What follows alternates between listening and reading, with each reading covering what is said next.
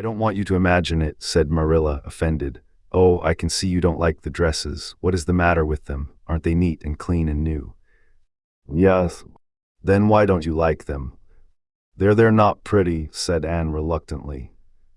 Marilla sniffed. I didn't trouble my head about getting pretty dresses for you. I don't believe in pampering vanity, and I'll tell you that right off. Those dresses are good, sensible, serviceable dresses without any frills or furbelows about them, and they're all you'll get this summer. The brown gingham and the blue print will do you for school when you begin to go. The sateen is for church and Sunday school. I'll expect you to keep them neat and clean and not to tear them. I should think you'd be grateful to get most anything after those skimpy, wincey things you've been wearing. Oh, I am grateful, protested Anne, but I'd be ever so much gratefuler if you'd made just one of them with puffed sleeves. Puffed sleeves are so fashionable now. It would give me such a thrill, Marilla, just to wear a dress with puffed sleeves. Well, you'll have to do without your thrill. I hadn't any material to waste on puffed sleeves. I think they are ridiculous-looking things anyhow. I prefer the plain, sensible ones. But I'd rather look ridiculous when everybody else does than plain and sensible all by myself, persisted Anne mournfully. Trust you for that? Well, hang those dresses carefully up in your closet and then sit down and learn the Sunday school lesson. I got a quarterly from Mr. Bell for you, and you'll go to Sunday school tomorrow, said Marilla, disappearing downstairs in high dudgeon. Anne clasped her hands and looked at the dresses. I did hope there would be a white one with puffed sleeves, she whispered disconsolately. I prayed for one, but I didn't much expect it on that account. I didn't suppose God would have time to bother about a little orphan girl's dress. I knew I'd just have to depend on Marilla for it. Well, fortunately, I can imagine that one of them is of snow-white muslin with lovely lace frills and 3 puffed sleeves. The next morning, warnings of a sick headache prevented Marilla from going to Sunday school with Anne. You'll have to go down and call for Mrs. Lynde, Anne, she said. She'll see that you get into the right class. Now, mind you behave yourself properly. Stay to preaching afterwards and ask Mrs. Lynde to show you our pew. Here's a cent for collection. Don't stare at people and don't fidget. I shall expect you to tell me the text when you come home. Anne started off irreproachable, arrayed in the stiff black and white sateen, which, while decent as regards length and certainly not open to the charge of skimpiness, contrived to emphasize every corner and angle of her thin figure. Her hat was a little flat, glossy new sailor, the extreme plainness of which had likewise much disappointed Anne, who had permitted herself secret visions of ribbon and flowers. The latter, however, were supplied before Anne reached the main road. For being confronted halfway down the lane with a golden frenzy of wind-stirred buttercups and a glory of wild roses, Anne promptly and liberally garlanded her hat with a heavy wreath of them. Whatever other people might have thought of the result, it satisfied Anne, and she tripped gaily down the road, holding her ruddy head with its decoration of pink and yellow very proudly. When she had reached Mrs. Lynde's house, she found that lady gone. Nothing daunted, Anne proceeded onward to the church alone. In the porch she found a crowd of little girls, all more or less gaily attired in whites and blues and pinks, and all staring with curious eyes at the stranger in their midst with her extraordinary head adornment. Evenly, little girls had already heard queer stories about Anne. Mrs. Lynde said she had an awful temper, Jerry Buote. The hired boy at Green Gables said she talked all the time to herself or to the trees and flowers like a crazy girl. They looked at her and whispered to each other behind their quarterlies. Nobody made any friendly advances. Then or later on, when the opening exercises were over, and Anne found herself in Miss Rogerson's class. Miss Rogerson was a middle-aged lady who had taught a Sunday school class for 20 years. Her method of teaching was to ask the printed questions from the quarterly and look sternly over its edge at the particular little girl she thought ought to answer the question. She looked very often at Anne, and Anne, thanks to Marilla's drilling, answered promptly, but it may be questioned if she understood very much about either question or answer.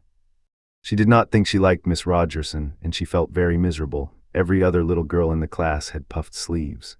Anne felt that life was really not worth living without puffed sleeves. Well, how did you like Sunday school? Marilla wanted to know when Anne came home. Her wreath having faded, Anne had discarded it in the lane, so Marilla was spared the knowledge of that for time. I didn't like it a bit. It was horrid. Anne Shirley, said Marilla rebukingly.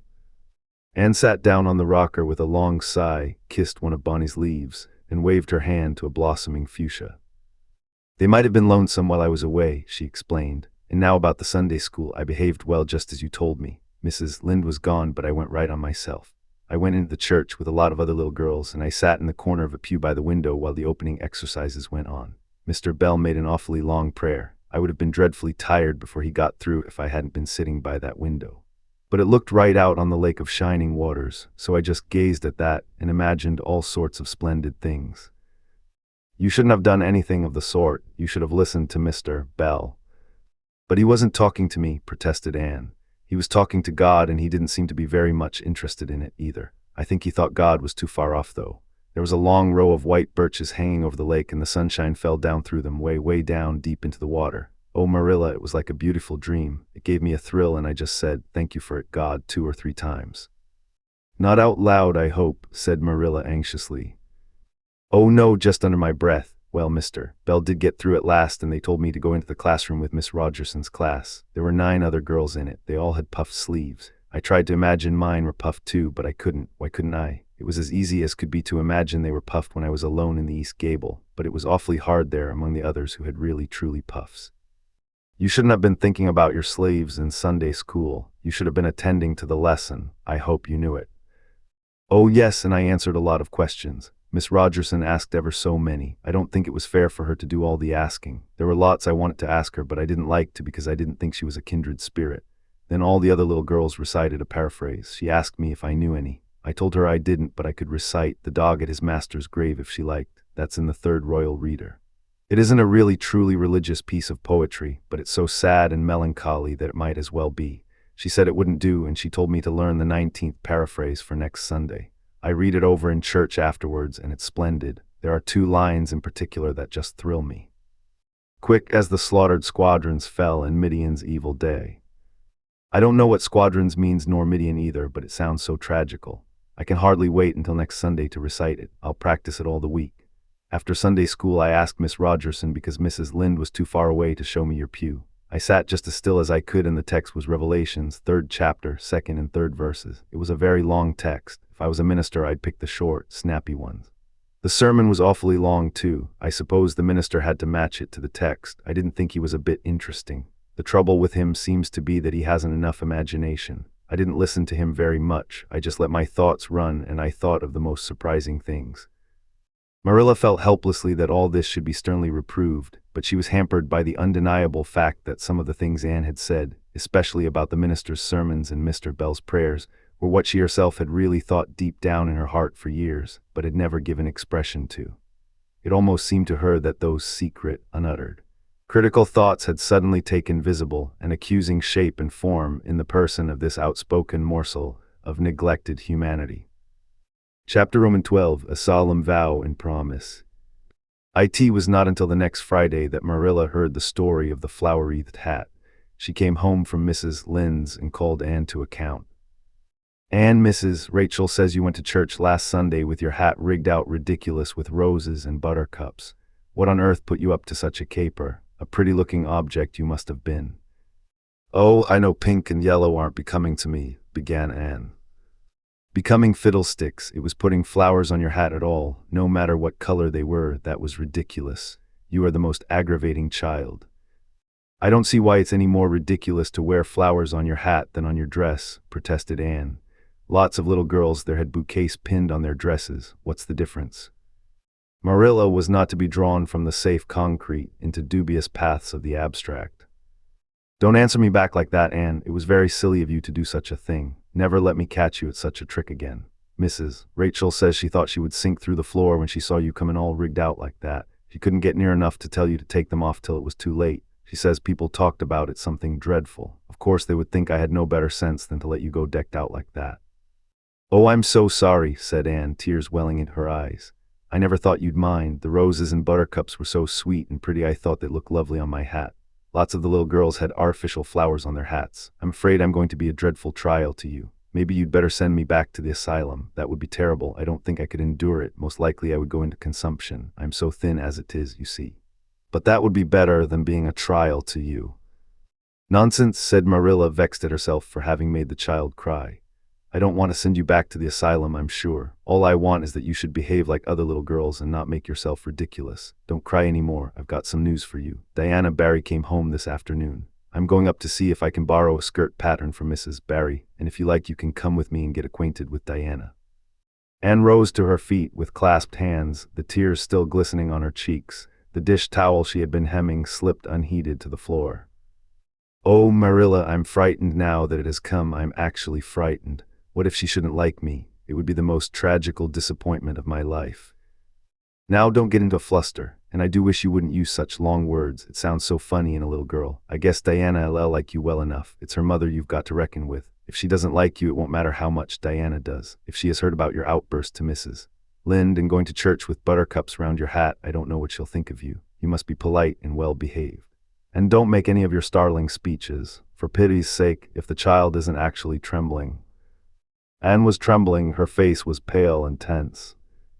Oh, Marilla, you'd be excited too, if you were going to meet a little girl you hoped to be your bosom friend and whose mother mightn't like you, she said as she hastened to get her hat.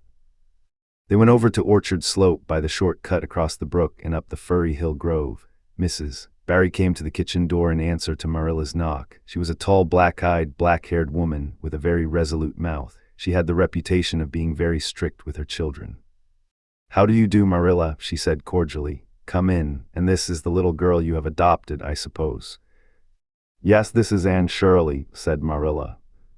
"Spelled with an E," gasped Anne, who, tremulous and excited as she was determined there should be no misunderstanding on that important point. Mrs. Barry, not hearing or not comprehending, merely shook hands and said kindly, "How are you?" "I am well in body, although considerable rumpled up in spirit, thank you, ma'am," said Anne gravely. Then aside to Marilla in an audible whisper, "There wasn't anything startling in that, was there, Marilla?" Diana was sitting on the sofa, reading a book which she dropped when the callers entered. She was a very pretty little girl, with her mother's black eyes and hair, and rosy cheeks, and the merry expression which was her inheritance from her father. "This is my little girl Diana," said Mrs. Barry. "Diana, you might take Anne out into the garden and show her your flowers. It will be better for you than straining your eyes over that book. She reads entirely too much." This to Marilla as the little girls went out, "and I can't prevent her, for her father aids and abets her. She's always poring over a book. I'm glad she has the prospect of playmate. Perhaps it will take her more out of doors."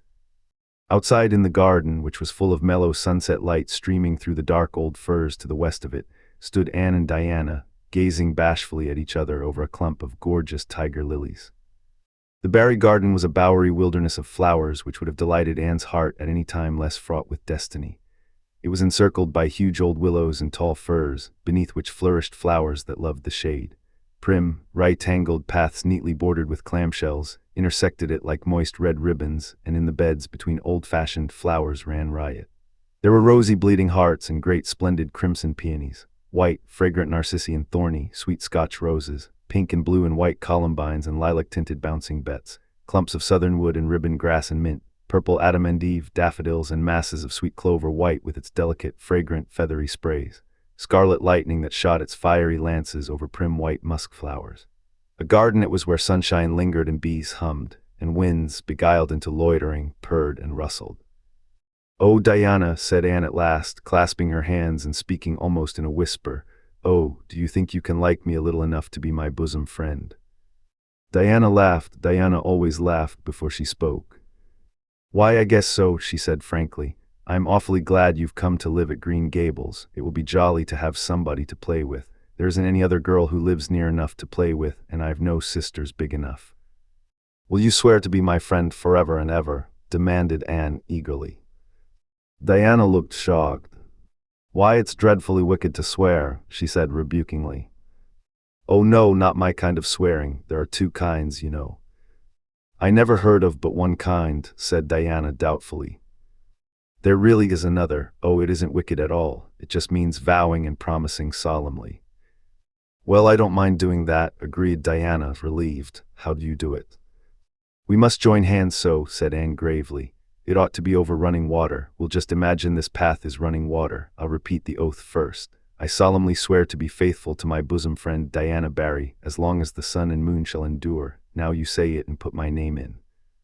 Diana repeated the oath with a laugh fore and aft. Then she said, "You're a queer girl, Anne. I heard before that you were queer, but I believe I'm going to like you real well." When Marilla and Anne went home, Diana went with them as far as the log bridge. The two little girls walked with their arms about each other. At the brook, they parted with many promises to spend the next afternoon together. "Well, did you find Diana a kindred spirit?" asked Marilla as they went up through the garden of Green Gables. Oh yes, sighed Anne, blissfully unconscious of any sarcasm on Marilla's part. Oh Marilla, I'm the happiest girl on Prince Edward Island this very moment. I assure you I'll say my prayers with a right goodwill tonight. Diana and I are going to build a playhouse in Mr. William Bell's Birch Grove tomorrow. Can I have those broken pieces of china that are out in the woodshed? Diana's birthday is in February and mine is in March. Don't you think that is a very strange coincidence? Diana is going to lend me a book to read. She says it's perfectly splendid and tremendously exciting. She's going to show me a place back in the woods where rice lilies grow. Don't you think Diana has got very soulful eyes? I wish I had soulful eyes. Diana is going to teach me to sing a song called Nellie in the Hazel Dell. She's going to give me a picture to put up in my room. It's a perfectly beautiful picture. She says a lovely lady in a pale blue silk dress. A sewing machine agent gave it to her. I wish I had something to give Diana. I'm an inch taller than Diana, but she's ever so much fatter. She says she'd like to be thin because it's so much more graceful, but I'm afraid she only said it to soothe my feelings. We're going to the shore some day to gather shells. We have agreed to call the spring down by the log bridge the Dryad's Bubble. Isn't that a perfectly elegant name? I read a story once about a spring called that. A dryad is sort of a grown-up fairy, I think. Well, all I hope is you won't talk Diana to death, said Marilla. But remember this in all your planning, Anne. You're not going to play all the time nor most of it. You'll have your work to do and it'll have to be done first. Anne's cup of happiness was full, and Matthew caused it to overflow. He had just got home from a trip to the store at Carmody, and he sheepishly produced a small parcel from his pocket and handed it to Anne, with a deprecatory look at Marilla. I heard you say you liked chocolate, sweeties, so I got you some, he said. Humph, sniffed Marilla. It'll ruin her teeth and stomach. There, child, don't look so dismal. You can eat those since Matthew has gone and got them. He'd better have brought you peppermints. They're wholesomer. Don't sicken yourself eating all them at once now. Oh, no, indeed I won't, said Anne eagerly. I'll just eat one tonight, Marilla, and I can give Diana half of them, can't I? The other half will taste twice as sweet to me if I give some to her. It's delightful to think I have something to give her. I will say it for the child, said Marilla when Anne had gone to her gable. She isn't stingy. I'm glad, for of all faults I detest stinginess in a child. Dear me, it's only 3 weeks since she came, and it seems as if she'd been here always. I can't imagine the place without her. Now, don't be looking I told you so, Matthew. That's bad enough in a woman, but it isn't to be endured in a man. I'm perfectly willing to own up that I'm glad I consented to keep the child and that I'm getting fond of her, but don't you rub it in, Matthew Cuthbert. Chapter Roman 13, The Delights of Anticipation. It's time Anne was in to do her sewing, said Marilla, glancing at the clock and then out into the yellow August afternoon where everything drowsed in the heat. She stayed playing with Diana more than half an hour more and I gave her leave to. And now she's perched out there on the woodpile talking to Matthew, 19 to the dozen, when she knows perfectly well she ought to be at her work. And of course he's listening to her like a perfect ninny. I never saw such an infatuated man. The more she talks and the odder the things she says, the more he's delighted, evidently. Anne Shirley, you come right in here this minute, do you hear me? A series of staccato taps on the west window brought Anne flying in from the yard, eyes shining, cheeks faintly flushed with pink, unbraided hair streaming behind her in a torrent of brightness. Oh, Marilla, she exclaimed breathlessly, there's going to be a Sunday school picnic next week in Mr. Harmon Andrews's field, right near the Lake of Shining Waters, and Mrs. Superintendent Bell and Mrs.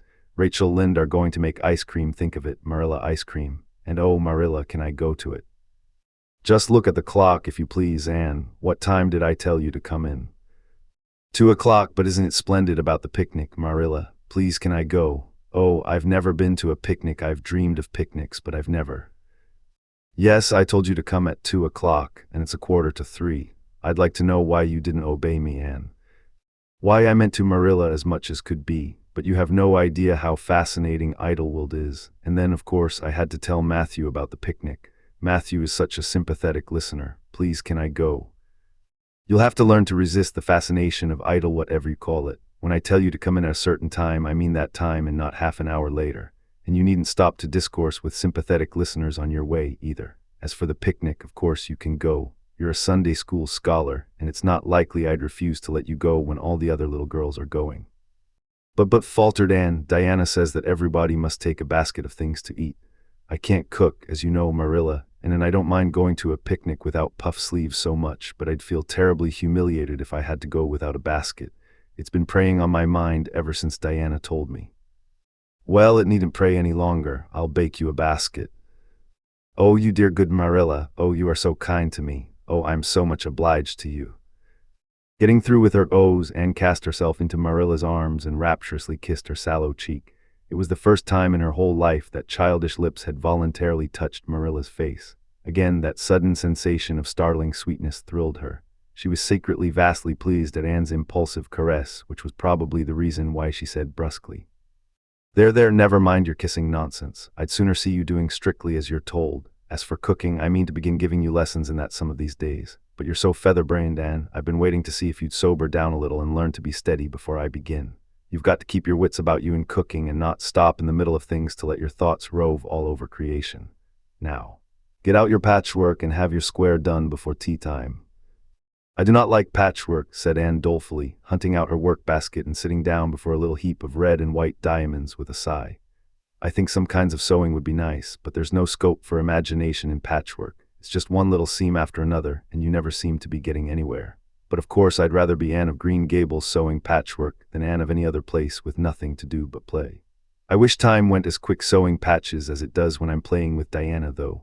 Oh, we do have such elegant times, Marilla. I have to furnish most of the imagination, but I'm well able to do that. Diana is simply perfect in every other way. You know that little piece of land across the brook that runs up between our farm and Mr. Barry's? It belongs to Mr.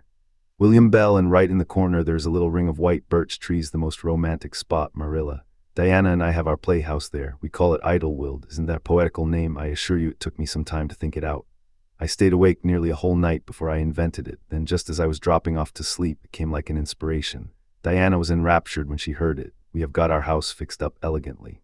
You must come and see it, Marilla, won't you? We have great big stones, all covered with moss for seats and boards from tree to tree for shelves, and we have all our dishes on them. Of course, they're all broken, but it's the easiest thing in the world to imagine that they are whole. There's a piece of a plate with a spray of red and yellow ivy on it that is especially beautiful. We keep it in the parlor, and we have the fairy glass there, too. The fairy glass is as lovely as a dream. Diana found it out in the woods behind their chicken house. It's all full of rainbows, just little young rainbows that haven't grown big yet, and Diana's mother told her it was broken off a hanging lamp they once had. But it's nice to imagine the fairies lost it one night when they had a ball, so we call it the fairy glass. Matthew's going to make us a table. We have named that little round pool over in Mr. Barry's field Willowmere. I got that name out of the book Diana lent me. That was a thrilling book, Marilla. The heroine had 5 lovers. I'd be satisfied with one, wouldn't you? She was very handsome, and she went through great tribulations. She could faint as easy as anything. I'd love to be able to faint, wouldn't you, Marilla? It's so romantic, but I'm really very healthy for all I'm so thin. I believe I'm getting fatter, though. Don't you think I am? I look at my elbows every morning when I get up to see if any dimples are coming. Diana is having a new dress made with elbow sleeves. She's going to wear it to the picnic. Oh, I do hope it will be fine next Wednesday. I don't feel that I could endure the disappointment if anything happened to prevent me from getting to the picnic. I suppose I'd live through it, but I'm certain it would be a lifelong sorrow. It wouldn't matter if I got to 100 picnics in after years. They wouldn't make up for missing this one. They're going to have boats on the lake of shining waters and ice cream, as I told you. I have never tasted ice cream. Diana tried to explain what it was like, but I guess ice cream is one of those things that are beyond imagination. Anne, you have talked even on for 10 minutes by the clock, said Marilla. Now, just for curiosity's sake, see if you can hold your tongue for the same length of time. Anne held her tongue as desired, but for the rest of the week she talked picnic and thought picnic and dreamed picnic. On Saturday it rained, and she worked herself up into such a frantic state lest it should keep on raining until and over Wednesday that Marilla made her sew an extra patchwork square by way of steadying her nerves. On Sunday Anne confided to Marilla on the way home from church that she grew actually cold all over with excitement when the minister announced the picnic from the pulpit. Such a thrill as went up and down my back, Marilla. I don't think I'd ever really believed until then that there was honestly going to be a picnic. I couldn't help fearing I'd only imagined it, but when a minister says a thing in the pulpit, you just have to believe it. You set your heart too much on things, Anne, said Marilla with a sigh. I'm afraid there'll be a great many disappointments in store for you through life. Oh, Marilla, looking forward to things is half the pleasure of them, exclaimed Anne. You mayn't get the things themselves, but nothing can prevent you from having the fun of looking forward to them. Mrs. Lynde says, blessed are they who expect nothing, for they shall not be disappointed. But I think it would be worse to expect nothing than to be disappointed. Marilla wore her amethyst brooch to church that day as usual. Marilla always wore her amethyst brooch to church. She would have thought it rather sacrilegious to leave it off as bad as forgetting her Bible or her collection dime. That amethyst brooch was Marilla's most treasured possession. A seafaring uncle had given it to her mother, who in turn had bequeathed it to Marilla. It was an old-fashioned oval containing a braid of her mother's hair, surrounded by a border of very fine amethysts. Marilla knew too little about precious stones to realize how fine the amethysts actually were, but she thought them very beautiful and was always pleasantly conscious of their violet shimmer at her throat above her good brown satin dress, even although she could not see it. Anne had been smitten with delighted admiration when she first saw that brooch. "Oh, Marilla, it's a perfectly elegant brooch. I don't know how you can pay attention to the sermon or the prayers when you have it on. I think amethysts are just sweet. They are what I used to think diamonds were like. Long ago, before I had ever seen a diamond, I read about them and I tried to imagine what they would be like. I thought they would be lovely glimmering purple stones. When I saw a real diamond in a lady's ring one day, I was so disappointed I cried. Of course, it was very lovely, but it wasn't my idea of a diamond. Will you let me hold the brooch for 1 minute, Marilla? Do you think amethysts can be the souls of good violets?" Chapter 14, Anne's Confession. On the Monday evening before the picnic, Marilla came down from her room with a troubled face. "Anne," she said to that small personage who was shelling peas by the spotless table and singing Nellie of the Hazel Dell with a vigor and expression that did credit to Diana's teaching, "did you see anything of my amethyst brooch? I thought I stuck it in my pincushion when I came home from church yesterday evening, but I can't find it anywhere." I saw it this afternoon when you were away at the Aid Society," said Anne, a little slowly. "I was passing your door when I saw it on the cushion, so I went in to look at it." "Did you touch it?" said Marilla sternly. "Why, yes," admitted Anne. "I took it up and I pinned it on my breast just to see how it would look." "You had no business to do anything of the sort. It's very wrong in a little girl to meddle. You shouldn't have gone into my room in the first place, and you shouldn't have touched a brooch that didn't belong to you in the second. Where did you put it?" "Oh, I put it back on the bureau. I hadn't it on a minute. Truly, I didn't mean to meddle, Marilla. I didn't think about its being wrong to go in and try on the brooch, but I see now that it was, and I'll never do it again. That's one good thing about me. I never do the same naughty thing twice." "You didn't put it back," said Marilla. "That brooch isn't anywhere on the bureau. You've taken it out or something, Anne." "I did put it back," said Anne quickly, pertly, Marilla thought. "I don't just remember whether I stuck it on the pincushion or laid it in the china tray, but I'm perfectly certain I put it back." "I'll go and have another look," said Marilla, determining to be just. "If you put that brooch back, it's there still. If it isn't, I'll know you didn't, that's all." Marilla went to her room and made a thorough search, not only over the bureau, but in every other place she thought the brooch might possibly be. It was not to be found, and she returned to the kitchen. "Anne, the brooch is gone. By your own admission, you were the last person to handle it. Now, what have you done with it? Tell me the truth at once. Did you take it out and lose it?" "No, I didn't," said Anne solemnly, meeting Marilla's angry gaze squarely. "I never took the brooch out of your room, and that is the truth, if I was to be led to the block for it, although I'm not very certain what a block is. So there, Marilla." Anne's "so there" was only intended to emphasize her assertion, but Marilla took it as a display of defiance. "I believe you are telling me a falsehood, Anne," she said sharply. "I know you are. There now, don't say anything more unless you are prepared to tell the whole truth. Go to your room and stay there until you are ready to confess." "Will I take the peas with me?" said Anne meekly. "No, I'll finish shelling them myself. Do as I bid you." When Anne had gone, Marilla went about her evening tasks in a very disturbed state of mind. She was worried about her valuable brooch. What if Anne had lost it? And how wicked of the child to deny having taken it when anybody could see she must have, with such an innocent face, too. "I don't know what I wouldn't sooner have had happen," thought Marilla as she nervously shelled the peas. "Of course, I don't suppose she meant to steal it or anything like that. She's just taken it to play with or help along that imagination of hers. She must have taken it, that's clear, for there hasn't been a soul in that room since she was in it, by her own story, until I went up tonight. And the brooch is gone, there's nothing surer. I suppose she has lost it and is afraid to own up for fear she'll be punished. It's a dreadful thing to think she tells falsehoods. It's a far worse thing than her fit of temper. It's a fearful responsibility to have a child in your house you can't trust. Slyness and untruthfulness, that's what she has displayed. I declare I feel worse about that than about the brooch. If she'd only have told the truth about it, I wouldn't mind so much." Marilla went to her room at intervals all through the evening and searched for the brooch without finding it. A bedtime visit to the east gable produced no result.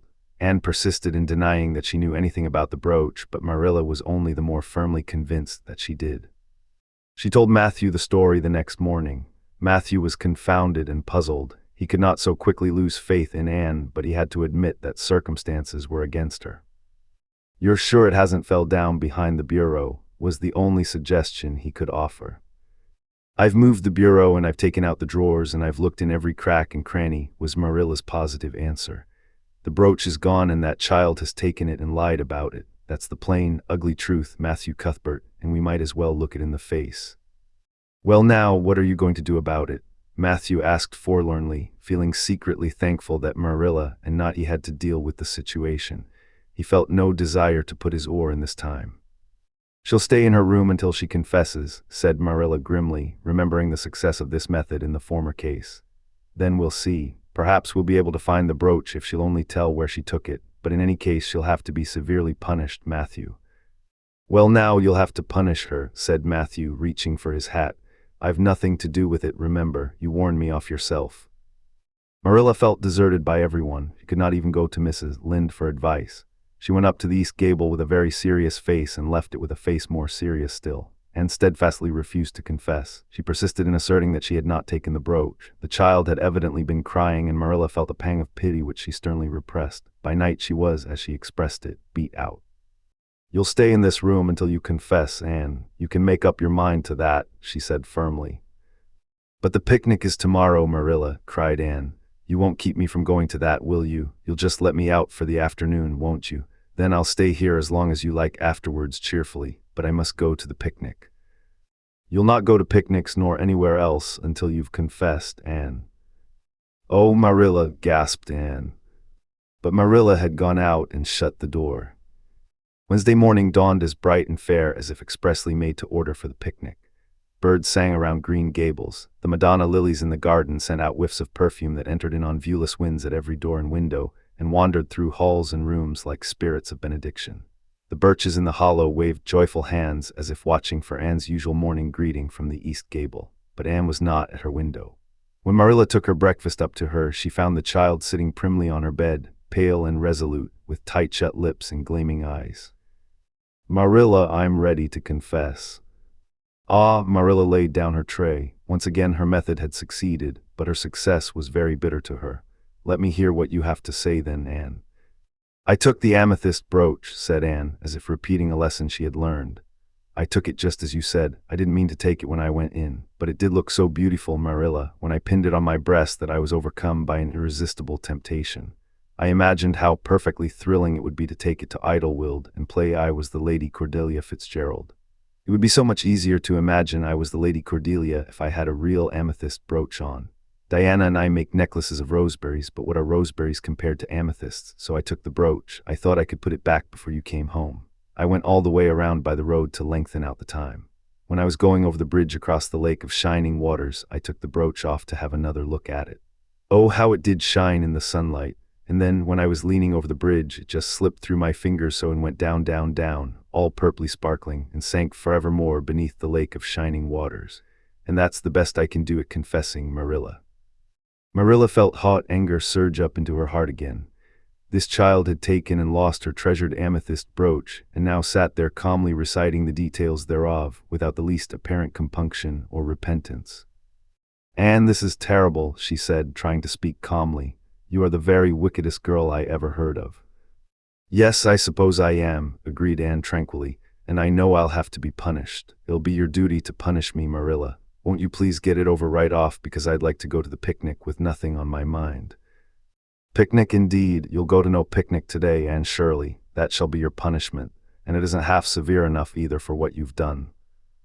"Not go to the picnic?" Anne sprang to her feet and clutched Marilla's hand.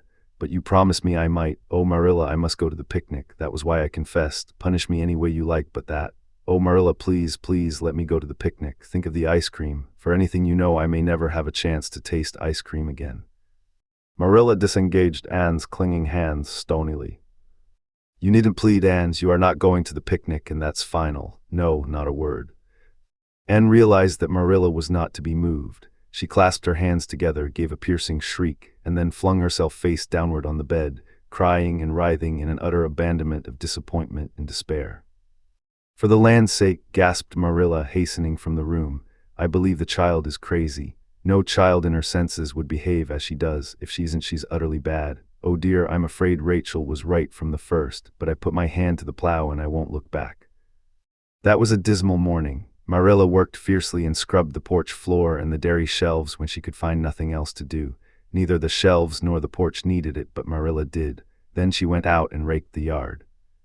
When dinner was ready, she went to the stairs and called Anne. A tear-stained face appeared, looking tragically over the banisters. "Come down to your dinner, Anne." "I don't want any dinner, Marilla," said Anne sobbingly. "I couldn't eat anything. My heart is broken. You'll feel remorse of conscience someday, I expect, for breaking it, Marilla, but I forgive you. Remember when the time comes that I forgive you. But please don't ask me to eat anything, especially boiled pork and greens. Boiled pork and greens are so unromantic when one is in affliction." Exasperated, Marilla returned to the kitchen and poured out her tale of woe to Matthew, who, between his sense of justice and his unlawful sympathy with Anne, was a miserable man. "Well now, she shouldn't have taken the brooch, Marilla, or told stories about it," he admitted, mournfully surveying his plateful of unromantic pork and greens as if he, like Anne, thought it a food unsuited to crises of feeling. "But she's such a little thing, such an interesting little thing. Don't you think it's pretty rough not to let her go to the picnic when she's so set on it?" "Matthew Cuthbert, I'm amazed at you. I think I've let her off entirely too easy. And she doesn't appear to realize how wicked she's been at all. That's what worries me most. If she'd really felt sorry, it wouldn't be so bad. And you don't seem to realize it neither. You're making excuses for her all the time to yourself, I can see that." "Well now, she's such a little thing," feebly reiterated Matthew. "And there should be allowances made, Marilla. You know she's never had any bringing up." "Well, she's having it now," retorted Marilla. The retort silenced Matthew if it did not convince him. That dinner was a very dismal meal. The only cheerful thing about it was Jerry Buote, the hired boy, and Marilla resented his cheerfulness as a personal insult. When her dishes were washed and her bread sponge set and her hens fed, Marilla remembered that she had noticed a small rent in her best black lace shawl when she had taken it off on Monday afternoon on returning from the Ladies' Aid. She would go and mend it. The shawl was in a box in her trunk. As Marilla lifted it out, the sunlight, falling through the vines that clustered thickly about the window, struck upon something caught in the shawl, something that glittered and sparkled in facets of violet light. Marilla snatched at it with a gasp. It was the amethyst brooch hanging to a thread of the lace by its catch. "Dear life and heart," said Marilla blankly, "what does this mean? Here's my brooch safe and sound that I thought was at the bottom of Barry's pond.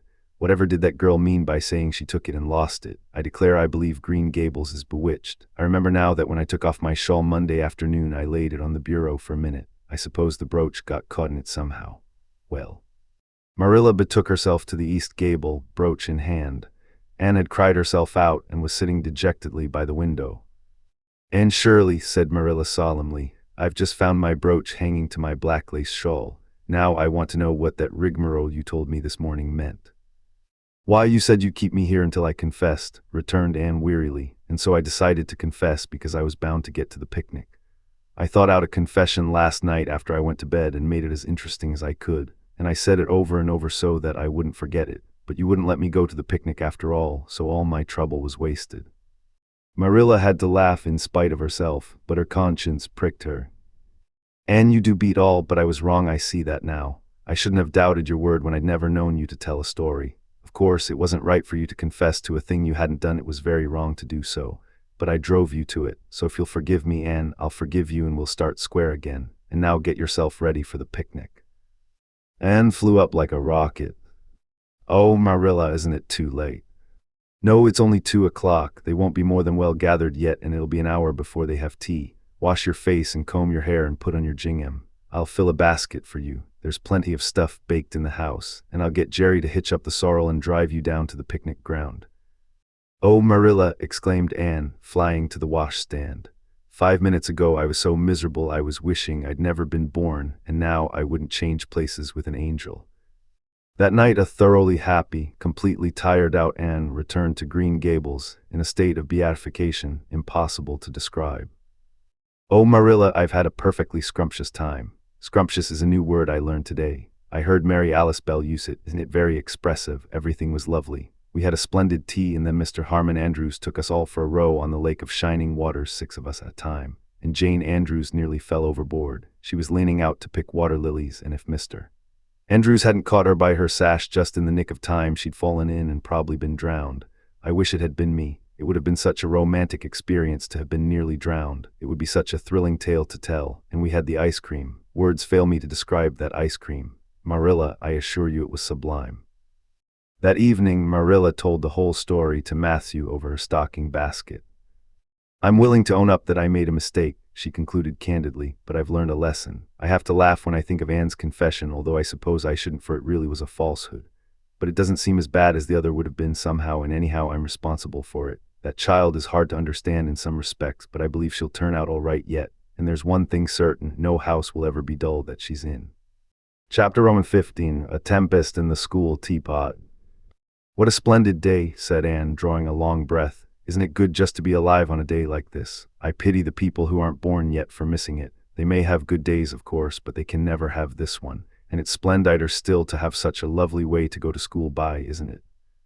It's a lot nicer than going round by the road, that is so dusty and hot, said Diana practically, peeping into her dinner basket and mentally calculating if the 3 juicy, toothsome, raspberry tarts reposing there were divided among 10 girls, how many bites each girl would have. The little girls of Avonlea School always pooled their lunches, and to eat 3 raspberry tarts all alone, or even to share them only with one's best chum, would have forever and ever branded as awful mean the girl who did it. And yet, when the tarts were divided among 10 girls, you just got enough to tantalize you.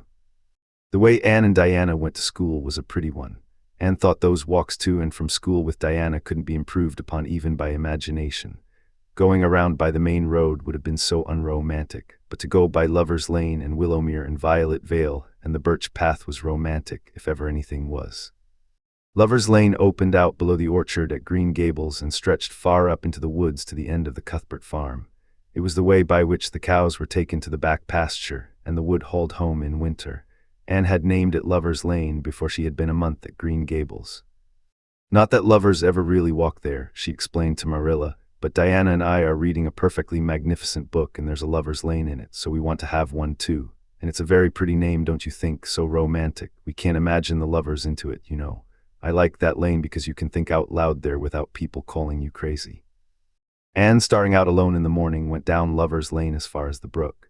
Here Diana met her, and the 2 little girls went on up the lane under the leafy arch of maples. Maples are such sociable trees, said Anne. They're always rustling and whispering to you, until they came to a rustic bridge. Then they left the lane and walked through Mr. Barry's back field and past Willowmere. Beyond Willowmere came Violet Vale, a little green dimple in the shadow of Mr. Andrew Bell's big woods. Of course there are no violets there now, Anne told Marilla, but Diana says there are millions of them in spring. Oh, Marilla, can't you just imagine you see them? It actually takes away my breath. I named it Violet Vale. Diana says she never saw the beat of me for hitting on fancy names for places. It's nice to be clever at something, isn't it? But Diana named the Birch Path. She wanted to, so I let her, but I'm sure I could have found something more poetical than plain Birch Path. Anybody can think of a name like that, but the Birch Path is one of the prettiest places in the world, Marilla. It was. Other people besides Anne thought so when they stumbled on it. It was a little narrow twisting path, winding down over a long hill straight through Mr. Bell's woods, where the light came down sifted through so many emerald screens that it was as flawless as the heart of a diamond.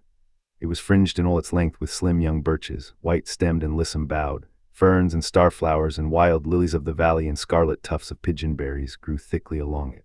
And always there was a delightful spiciness in the air and music of bird calls and the murmur and laugh of wood winds in the trees overhead. Now and then you might see a rabbit skipping across the road if you were quiet, which, with Anne and Diana, happened about once in a blue moon. Down in the valley the path came out to the main road, and then it was just up the spruce hill to the school. The Avonlea School was a whitewashed building, low in the eaves and wide in the windows, furnished inside with comfortable, substantial, old-fashioned desks that opened and shut, and were carved all over their lids with the initials and hieroglyphics of 3 generations of school children. The schoolhouse was set back from the road, and behind it was a dusky fir wood and a brook where all the children put their bottles of milk in the morning to keep cool and sweet until dinner hour.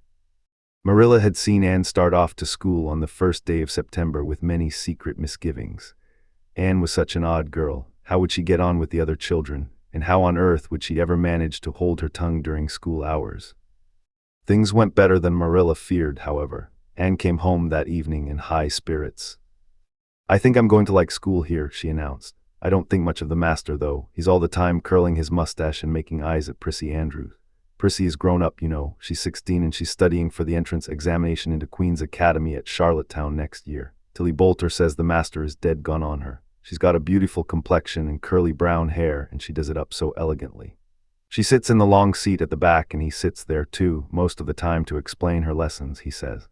But Ruby Gillies says she saw him writing something on her slate, and when Prissy read it, she blushed as red as a beet and giggled, and Ruby Gillies says she doesn't believe it had anything to do with the lesson. "And Shirley, don't let me hear you talking about your teacher in that way again," said Marilla sharply. "You don't go to school to criticize the master. I guess he can teach you something, and it's your business to learn. And I want you to understand right off that you are not to come home telling tales about him. That is something I won't encourage. I hope you were a good girl." "Indeed I was," said Anne comfortably. "It wasn't so hard as you might imagine either. I sit with Diana. Our seat is right by the window, and we can look down to the Lake of Shining Waters. There are a lot of nice girls in school, and we had scrumptious fun playing at dinner time. It's so nice to have a lot of little girls to play with, but of course I like Diana best and always will. I adore Diana. I'm dreadfully far behind the others. They're all in the 5th book, and I'm only in the 4th. I feel that it's kind of a disgrace, but there's not one of them has such an imagination as I have, and I soon found that out. We had reading and geography and Canadian history and dictation today. Mr. Phillips said my spelling was disgraceful, and he held up my slate so that everybody could see it, all marked over. I felt so mortified, Marilla. He might have been politer to a stranger, I think. Ruby Gillies gave me an apple, and Sophia Sloane lent me a lovely pink card with 'May I see you home' on it. I'm to give it back to her tomorrow. And Tilly Boulter let me wear her bead ring all the afternoon. Can I have some of those pearl beads off the old pincushion in the garret to make myself a ring? And oh, Marilla. Jane Andrews told me that Minnie Macpherson told her that she heard Prissy Andrews tell Sarah Gillies that I had a very pretty nose. Marilla, that is the first compliment I have ever had in my life, and you can't imagine what a strange feeling it gave me. Marilla, have I really a pretty nose? I know you'll tell me the truth." "Your nose is well enough," said Marilla shortly. Secretly, she thought Anne's nose was a remarkable pretty one, but she had no intention of telling her so. That was 3 weeks ago, and all had gone smoothly so far. And now, this crisp September morning, Anne and Diana were tripping blithely down the birch path, two of the happiest little girls in Avonlea. "I guess Gilbert Blythe will be in school today," said Diana. "He's been visiting his cousins over in New Brunswick all summer, and he only came home Saturday night. He's awfully handsome, Anne, and he teases the girls something terrible. He just torments our lives out." Diana's voice indicated that she rather liked having her life tormented out than not. "Gilbert Blythe," said Anne. "Isn't his name that's written up on the porch wall with Julia Bell's and a big take notice over them?" "Yes," said Diana, tossing her head, "but I'm sure he doesn't like Julia Bell so very much. I've heard him say he studied the multiplication table by her freckles." "Oh, don't speak about freckles to me," implored Anne. "It isn't delicate when I've got so many, but I do think that writing take notices up on the wall about the boys and girls is the silliest ever. I should just like to see anybody dare to write my name up with a boy's. Not, of course," she hastened to add, "that anybody would." Anne sighed. She didn't want her name written up, but it was a little humiliating to know that there was no danger of it. "Nonsense," said Diana, whose black eyes and glossy tresses had played such havoc with the hearts of Avonlea schoolboys that her name figured on the porch walls in half a dozen take notices. "It's only meant as a joke, and don't you be too sure your name won't ever be written up. Charlie Sloane is dead gone on you. He told his mother, mind you, that you were the smartest girl in school. That's better than being good looking." "No, it isn't," said Anne, feminine to the core. "I'd rather be pretty than clever, and I hate Charlie Sloane. I can't bear a boy with goggle eyes. If anyone wrote my name up with his, I'd never get over it, Diana Barry, but it is nice to keep head of your class." "You'll have Gilbert in your class after this," said Diana, "and he's used to being head of his class, I can tell you. He's only in the 4th book, although he's nearly 14. 4 years ago his father was sick and had to go out to Alberta for his health, and Gilbert went with him. They were there 3 years, and Gil didn't go to school hardly any until they came back. You won't find it so easy to keep head after this, Anne." "I'm glad," said Anne quickly. "I couldn't really feel proud of keeping head of little boys and girls of just 9 or 10. I got up yesterday spelling abolition. Josie Pye was head, and mind you, she peeped in her book. Mr. Phillips didn't see her, he was looking at Prissy Andrews, but I did. I just swept her a look of freezing scorn, and she got as red as a beet and spelled it wrong after all." "Those Pye girls are cheats all round," said Diana indignantly, as they climbed the fence of the main road. "Gertie Pye actually went and put her milk bottle in my place in the brook yesterday. Did you ever? I don't speak to her now." When Mr. Phillips was in the back of the room hearing Prissy Andrews's Latin, Diana whispered to Anne, That's Gilbert Blythe sitting right across the aisle from you, Anne. Just look at him and see if you don't think he's handsome." Anne looked accordingly. She had a good chance to do so, for the said Gilbert Blythe was absorbed in stealthily pinning the long yellow braid of Ruby Gillies, who sat in front of him, to the back of her seat. He was a tall boy with curly brown hair, roguish hazel eyes, and a mouth twisted into a teasing smile. Presently Ruby Gillies started up to take a sum to the master. She fell back into her seat with a little shriek, believing that her hair was pulled out by the roots. Everybody looked at her, and Mr. Phillips glared so sternly that Ruby began to cry. Gilbert had whisked the pin out of sight and was studying his history with the soberest face in the world, but when the commotion subsided he looked at Anne and winked with inexpressible drollery. "I think your Gilbert Blythe is handsome," confided Anne to Diana, "but I think he's very bold. It isn't good manners to wink at a strange girl." But it was not until the afternoon that things really began to happen. Mr. Phillips was back in the corner explaining a problem in algebra to Prissy Andrews, and the rest of the scholars were doing pretty much as they pleased, eating green apples, whispering, drawing pictures on their slates, and driving crickets harnessed to strings up and down aisle. Gilbert Blythe was trying to make Anne Shirley look at him and failing utterly, because Anne was at that moment totally oblivious not only to the very existence of Gilbert Blythe, but of every other scholar in Avonlea School itself. With her chin propped on her hands and her eyes fixed on the blue glimpse of the lake of shining waters that the west window afforded, she was far away in a gorgeous dreamland, hearing and seeing nothing save her own wonderful visions. Gilbert Blythe wasn't used to putting himself out to make a girl look at him and meeting with failure.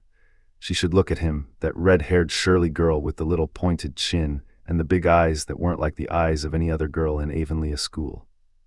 Gilbert reached across the aisle, picked up the end of Anne's long red braid, held it out at arm's length, and said in a piercing whisper, "Carrots, carrots." Then Anne looked at him with a vengeance. She did more than look. She sprang to her feet, her bright fancies fallen into cureless ruin. She flashed one indignant glance at Gilbert from eyes whose angry sparkle was swiftly quenched in equally angry tears. "You mean hateful boy," she exclaimed passionately. "How dare you?"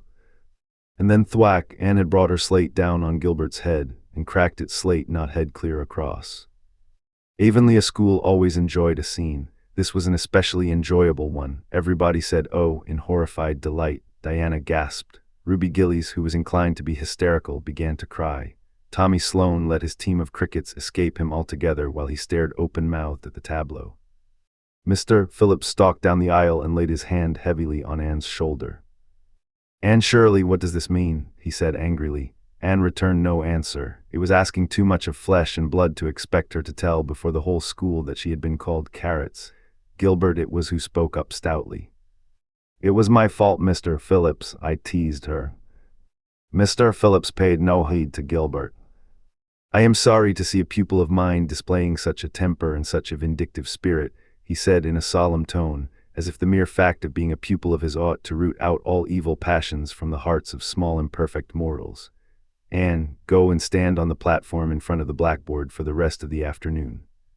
Anne would have infinitely preferred a whipping to this punishment under which her sensitive spirit quivered as from a whiplash. With a white, set face she obeyed. Mr. Phillips took a chalk crayon and wrote on the blackboard above her head, "Anne Shirley has a very bad temper. Anne Shirley must learn to control her temper," and then read it out loud so that even the primer class, who couldn't read writing, should understand it. Anne stood there the rest of the afternoon with that legend above her. She did not cry or hang her head. Anger was still too hot in her heart for that, and it sustained her amid all her agony of humiliation. With resentful eyes and passion-red cheeks, she confronted alike Diana's sympathetic gaze and Charlie Sloane's indignant nods and Josie Pye's malicious smiles. As for Gilbert Blythe, she would not even look at him. She would never look at him again. She would never speak to him. When school was dismissed, Anne marched out with her red head held high. Gilbert Blythe tried to intercept her at the porch door. "I'm awfully sorry I made fun of your hair, Anne," he whispered contritely. "Honest I am, don't be mad for keeps now." Anne swept by disdainfully, without look or sign of hearing. "Oh, how could you, Anne?" breathed Diana as they went down the road, half reproachfully, half admiringly. Diana felt that she could never have resisted Gilbert's plea. "I shall never forgive Gilbert Blythe," said Anne firmly. "And Mr. Phillips spelled my name without an E too. The iron has entered into my soul, Diana." Diana hadn't the least idea what Anne meant, but she understood it was something terrible. "You mustn't mind Gilbert making fun of your hair," she said soothingly. Why, he makes fun of all the girls. He laughs at mine because it's so black. He's called me a crow a dozen times, and I never heard him apologize for anything before either." "There's a great deal of difference between being called a crow and being called carrots," said Anne with dignity. "Gilbert Blythe has hurt my feelings excruciatingly, Diana." It is possible the matter might have blown over without more excruciation if nothing else had happened, but when things begin to happen, they are apt to keep on. Avonlea scholars often spent noon hour picking gum in Mr. Bell's spruce grove over the hill and across his big pasture field. From there they could keep an eye on Eben Wright's house where the master boarded. When they saw Mr. Phillips emerging therefrom, they ran for the schoolhouse. But the distance being about 3 times longer than Mr. Wright's lane, they were very apt to arrive there, breathless and gasping, some 3 minutes too late. On the following day, Mr. Phillips was seized with one of his spasmodic fits of reform and announced before going home to dinner that he should expect to find all the scholars in their seats when he returned. Anyone who came in late would be punished. All the boys and some of the girls went to Mr. Bell's spruce grove as usual, fully intending to stay only long enough to pick a chew. But spruce groves are seductive and yellow nuts of gum beguiling. They picked and loitered and strayed, and as usual the first thing that recalled them to a sense of the flight of time was Jimmy Glover shouting from the top of a patriarchal old spruce, "Master's coming." The girls who were on the ground started first and managed to reach the schoolhouse in time, but without a second to spare. The boys, who had to wriggle hastily down from the trees, were later, and Anne, who had not been picking gum at all but was wandering happily in the far end of the grove, waist deep among the bracken, singing softly to herself, with a wreath of rice lilies on her hair as if she were some wild divinity of the shadowy places, was latest of all. Anne could run like a deer, however. Run she did, with the impish result that she overtook the boys at the door and was swept into the schoolhouse among them just as Mr. Phillips was in the act of hanging up his hat. Mr. Phillips's brief reforming energy was over. He didn't want the bother of punishing a dozen pupils, but it was necessary to do something to save his word, so he looked about for a scapegoat and found it in Anne, who had dropped into her seat, gasping for breath, with a forgotten lily wreath hanging askew over one ear and giving her a particularly rakish and disheveled appearance. "Anne Shirley, since you seem to be so fond of the boys' company, we shall indulge your taste for it this afternoon," he said sarcastically. "Take those flowers out of your hair and sit with Gilbert Blythe." The other boys snickered. Diana, turning pale with pity, plucked the wreath from Anne's hair and squeezed her hand. Anne stared at the master as if turned to stone. "Did you hear what I said, Anne?" queried Mr. Phillips sternly. "Yes, sir," said Anne slowly, "but I didn't suppose you really meant it." "I assure you I did," still with the sarcastic inflection which all the children, and Anne especially, hated. It flicked on the raw, "Obey me at once." For a moment Anne looked as if she meant to disobey.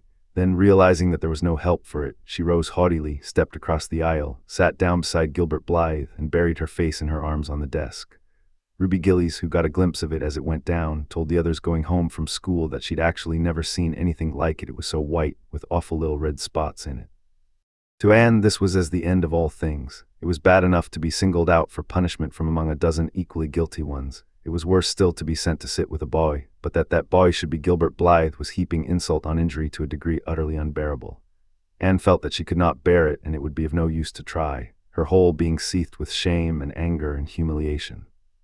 At first the other scholars looked and whispered and giggled and nudged, but as Anne never lifted her head, and as Gilbert worked fractions as if his whole soul was absorbed in them and them only, they soon returned to their own tasks and Anne was forgotten. When Mr. Phillips called the history class out, Anne should have gone, but Anne did not move, and Mr. Phillips, who had been writing some verses to Priscilla before he called the class, was thinking about an obstinate rhyme still and never missed her. Once, when nobody was looking, Gilbert took from his desk a little pink candy heart with a gold motto on it, "You are sweet," and slipped it under the curve of Anne's arm. Whereupon Anne arose, took the pink heart gingerly between the tips of her fingers, dropped it on the floor, ground it to powder beneath her heel, and resumed her position without deigning to bestow a glance on Gilbert. When school went out, Anne marched to her desk, ostentatiously took out everything therein, books and writing tablet, pen and ink, testament and arithmetic, and piled them neatly on her cracked slate. "What are you taking all those things home for, Anne?" Diana wanted to know as soon as they were out on the road. She had not dared to ask the question before. "I am not coming back to school any more," said Anne. Diana gasped and stared at Anne to see if she meant it. "Will Marilla let you stay home?" she asked. "She'll have to," said Anne. "I'll never go to school to that man again." Oh, Anne, Diana looked as if she were ready to cry. I do think you're mean. What shall I do? Mr. Phillips will make me sit with that horrid Gertie Pye. I know he will because she's sitting alone. Do come back, Anne. I'd do almost anything in the world for you, Diana, said Anne sadly. I'd let myself be torn limb from limb if it would do you any good, but I can't do this, so please don't ask it. You harrow up my very soul.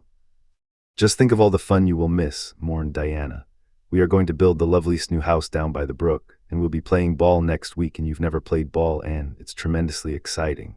And we're going to learn a new song. Jane Andrews is practicing it up now. And Alice Andrews is going to bring a new pansy book next week, and we're all going to read it out loud, chapter about Down by the Brook.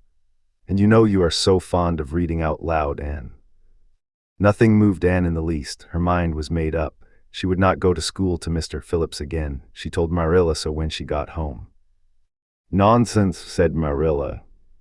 It isn't nonsense at all, said Anne, gazing at Marilla with solemn, reproachful eyes. Don't you understand, Marilla? I've been insulted. Insulted, fiddlesticks. You'll go to school tomorrow as usual.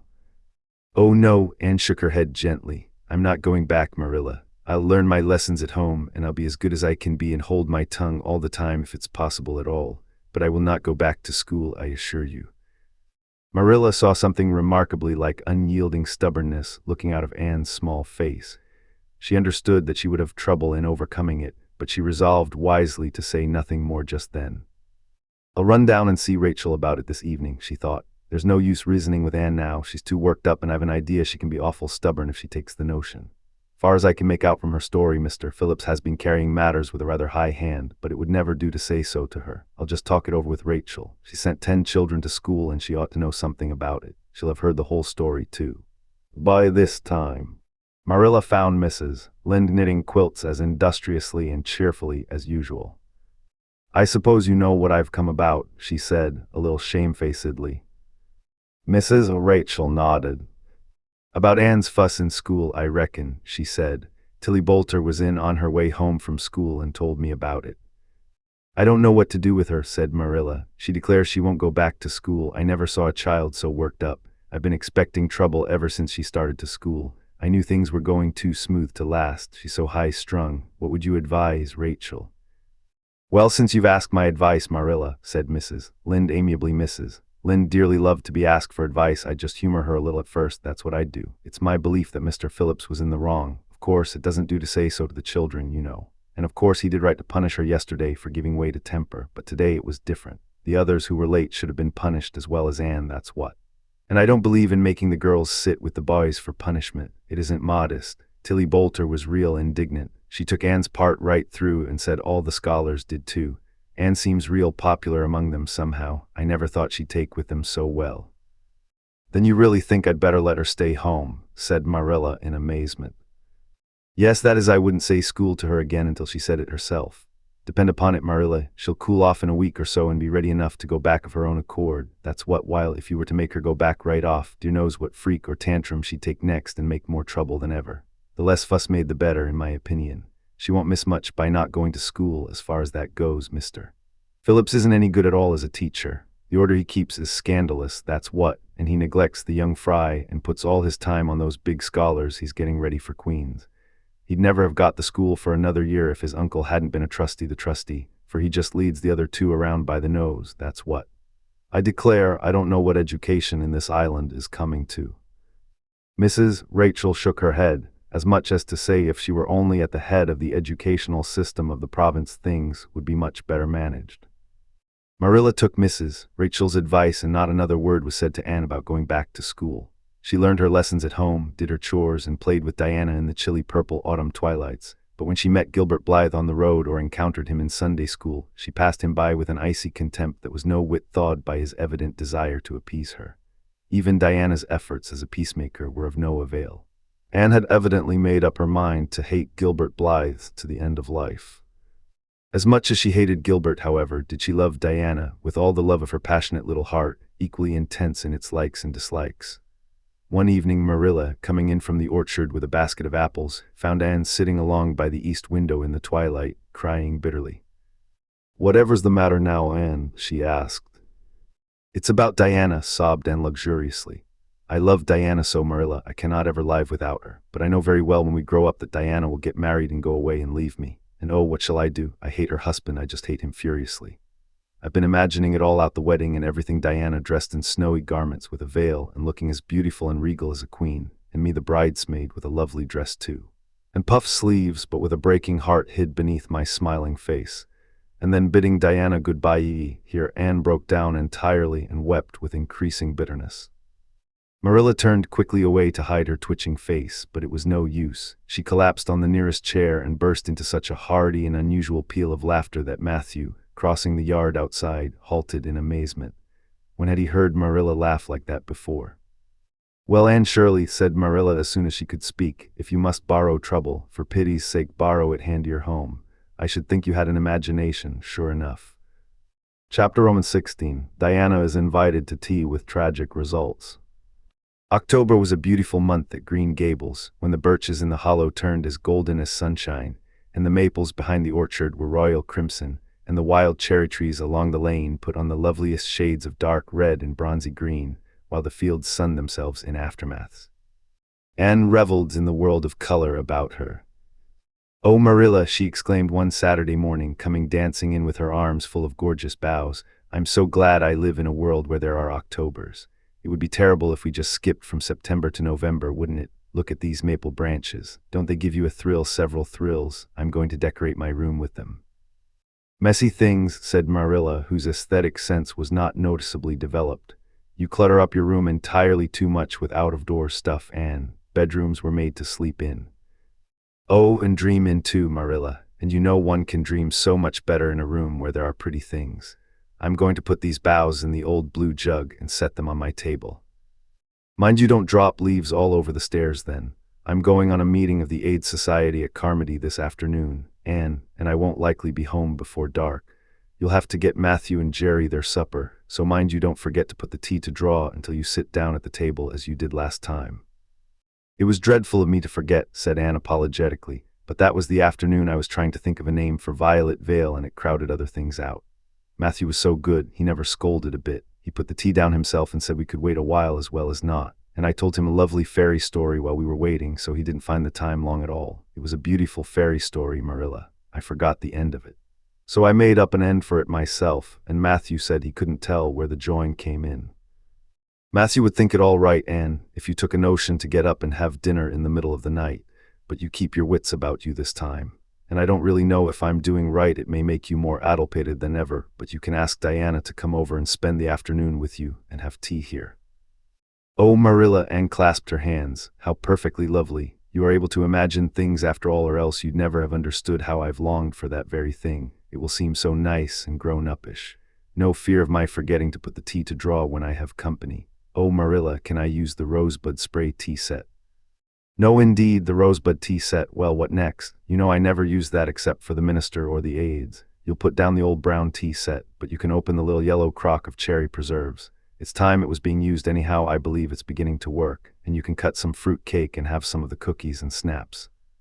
"I can just imagine myself sitting down at the head of the table and pouring out the tea," said Anne, shutting her eyes ecstatically. "And asking Diana if she takes sugar. I know she doesn't, but of course I'll ask her just as if I didn't know. And then pressing her to take another piece of fruit cake and another helping of preserves. Oh, Marilla, it's a wonderful sensation just to think of it. Can I take her into the spare room to lay off her hat when she comes? And then into the parlor to sit? No, the sitting room will do for you and your company, but there's a bottle half full of raspberry cordial that was left over from the church social the other night. It's on the second shelf of the sitting room closet, and you and Diana can have it if you like, and a cookie to eat with it along in the afternoon, for I dare say Matthew will be late coming in to tea since he's hauling potatoes to the vessel." Anne flew down to the hollow, past the Dryad's Bubble and up the spruce path to Orchard Slope to ask Diana to tea. As a result, just after Marilla had driven off to Carmody, Diana came over, dressed in her second-best dress and looking exactly as it is proper to look when asked out to tea. At other times she was wont to run into the kitchen without knocking, but now she knocked primly at the front door, and when Anne, dressed in her second-best, as primly opened it, both little girls shook hands as gravely as if they had never met before. This unnatural solemnity lasted until after Diana had been taken to the east gable to lay off her hat, and then had sat for 10 minutes in the sitting room, toes in position. "How is your mother?" inquired Anne politely, just as if she had not seen Mrs. Barry picking apples that morning in excellent health and spirits. "She is very well, thank you. I suppose Mr. Cuthbert is hauling potatoes to the Lily Sands this afternoon, is he?" said Diana, who had ridden down to Mr. Harmon Andrews's that morning in Matthew's cart. "Yes, our potato crop is very good this year. I hope your father's crop is good too." "It is fairly good, thank you. Have you picked many of your apples yet?" "Oh, ever so many," said Anne, forgetting to be dignified and jumping up quickly. "Let's go out to the orchard and get some of the red sweetings, Diana. Marilla says we can have all that are left on the tree. Marilla is a very generous woman. She said we could have fruit cake and cherry preserves for tea. But it isn't good manners to tell your company what you are going to give them to eat, so I won't tell you what she said we could have to drink. Only it begins with an R and a C and it's bright red color. I love bright red drinks, don't you? They taste twice as good as any other color." The orchard, with its great sweeping boughs that bent to the ground with fruit, proved so delightful that the little girls spent most of the afternoon in it, sitting in a grassy corner where the frost had spared the green and the mellow autumn sunshine lingered warmly, eating apples and talking as hard as they could. Diana had much to tell Anne of what went on in school. She had to sit with Gertie Pye, and she hated it.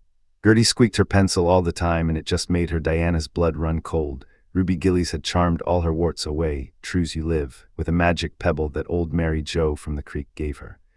You had to rub the warts with the pebble and then throw it away over your left shoulder at the time of the new moon, and the warts would all go.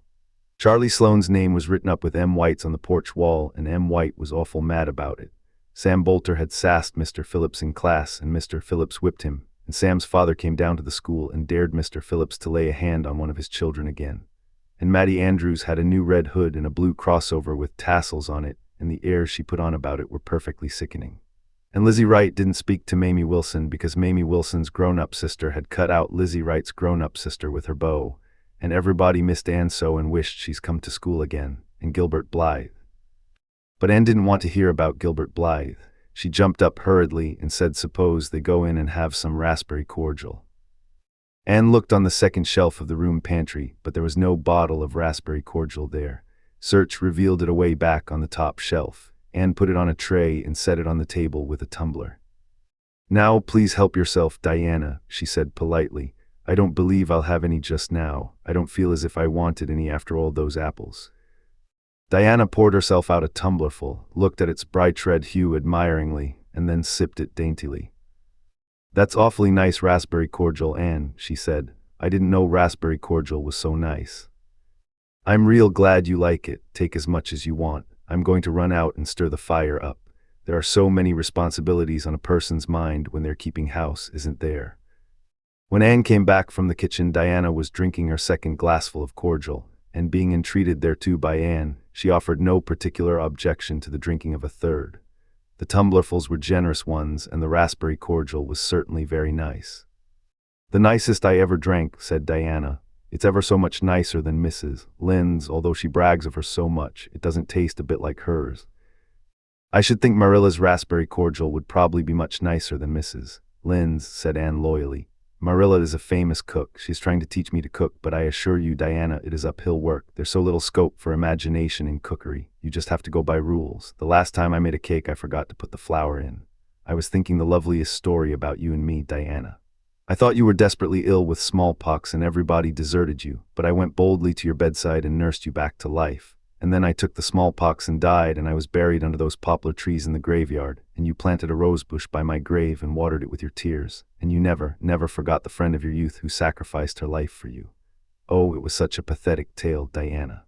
The tears just rained down over my cheeks while I mixed the cake, but I forgot the flour, and the cake was a dismal failure. Flour is so essential to cakes, you know. Marilla was very cross, and I don't wonder. I'm a great trial to her. She was terribly mortified about the pudding sauce last week. We had a plum pudding for dinner on Tuesday, and there was half the pudding and a pitcherful of sauce left over. Marilla said there was enough for another dinner and told me to set it on the pantry shelf and cover it.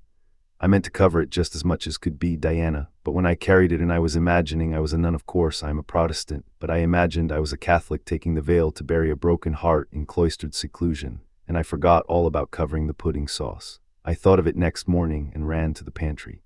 Diana, fancy if you can my extreme horror at finding a mouse drowned in that pudding sauce. I lifted the mouse out with a spoon and threw it out in the yard, and then I washed the spoon in 3 waters. Marilla was out milking, and I fully intended to ask her when she came in if I'd give the sauce to the pigs. But when she did come in, I was imagining that I was a frost fairy going through the woods, turning the trees red and yellow, whichever they want to be. So I never thought about the pudding sauce again, and Marilla sent me out to pick apples. Well, Mr. and Mrs. Chester Ross from Spencervale came here that morning. You know they are very stylish people, especially Mrs. Chester Ross. When Marilla called me and dinner was all ready and everybody was at the table, I tried to be as polite and dignified as I could be, for I wanted Mrs. Chester Ross to think I was a ladylike little girl even if I wasn't pretty. Everything went right until I saw Marilla coming with the plum pudding in one hand and the pitcher of pudding sauce warmed up in the other. Diana, that was a terrible moment. I remembered everything and I just stood up in my place and shrieked out, Marilla, you mustn't use that pudding sauce. There was a mouse drowned in it. I forgot to tell you before. Oh, Diana. I shall never forget that awful moment if I live to be 100. Mrs. Chester Ross just looked at me and I thought I would sink through the floor with mortification. She's such a perfect housekeeper, and fancy what she must have thought of us. Marilla turned red as fire, but she never said a word then. She just carried that sauce and pudding out and brought in some strawberry preserves. She even offered me some, but I couldn't swallow a mouthful. It was like heaping coals of fire on my head. After Mrs. Chester Ross went away, Marilla gave me a dreadful scolding. Why, Diana, what is the matter? Diana had stood up very unsteadily. Then she sat down again, putting her hands to her head. I'm awful sick, she said a little thickly. I must go right home. Oh, you mustn't dream of going home without your tea, cried Anne in distress. I'll get it right off. I'll go and put the tea down this very minute. I must go home, repeated Diana, stupidly but determinedly. Let me get you a lunch anyhow, implored Anne. Let me give you a bit of fruit cake and some of the cherry preserves. Lie down on the sofa for a little while and you'll be better. Where do you feel bad? I must go home, said Diana, and that was all she would say. In vain Anne pleaded. I never heard of company going home without tea, she mourned. Oh, Diana, do you suppose that it's possible you're really taking the smallpox? If you are, I'll go and nurse you, you can depend on that. I'll never forsake you, but I do wish you'd stay till after tea. Where do you feel bad? I'm awful dizzy, said Diana. And indeed, she walked very dizzily. Anne, with tears of disappointment in her eyes, got Diana's hat and went with her as far as the Barry yard fence. Then she wept all the way back to Green Gables, where she sorrowfully put the remainder of the raspberry cordial back into the pantry and got tea ready for Matthew and Jerry, with all the zest gone out of the performance. The next day was Sunday, and as the rain poured down in torrents from dawn till dusk, Anne did not stir abroad from Green Gables. Monday afternoon, Marilla sent her down to Mrs. Lynde's on an errand. In a very short space of time, Anne came flying back up the lane with tears rolling down her cheeks. Into the kitchen she dashed and flung herself face downward on the sofa in an agony. Whatever has gone wrong now, Anne? Queried Marilla in doubt and dismay. I do hope you haven't gone and been saucy to Mrs. Lynde again. No answer from Anne save more tears and stormier sobs. Anne Shirley, when I ask you a question, I want to be answered. Sit right up this very minute and tell me what you are crying about. Anne sat up, tragedy personified. Mrs. Lynde was up to see Mrs. Barry today, and Mrs. Barry was in an awful state, she wailed. She says that I set Diana drunk Saturday and sent her home in a disgraceful condition. And she says I must be a thoroughly bad, wicked little girl, and she's never going to let Diana play with me again. Oh, Marilla, I'm just overcome with woe. Marilla stared in blank amazement. Set Diana drunk, she said when she found her voice.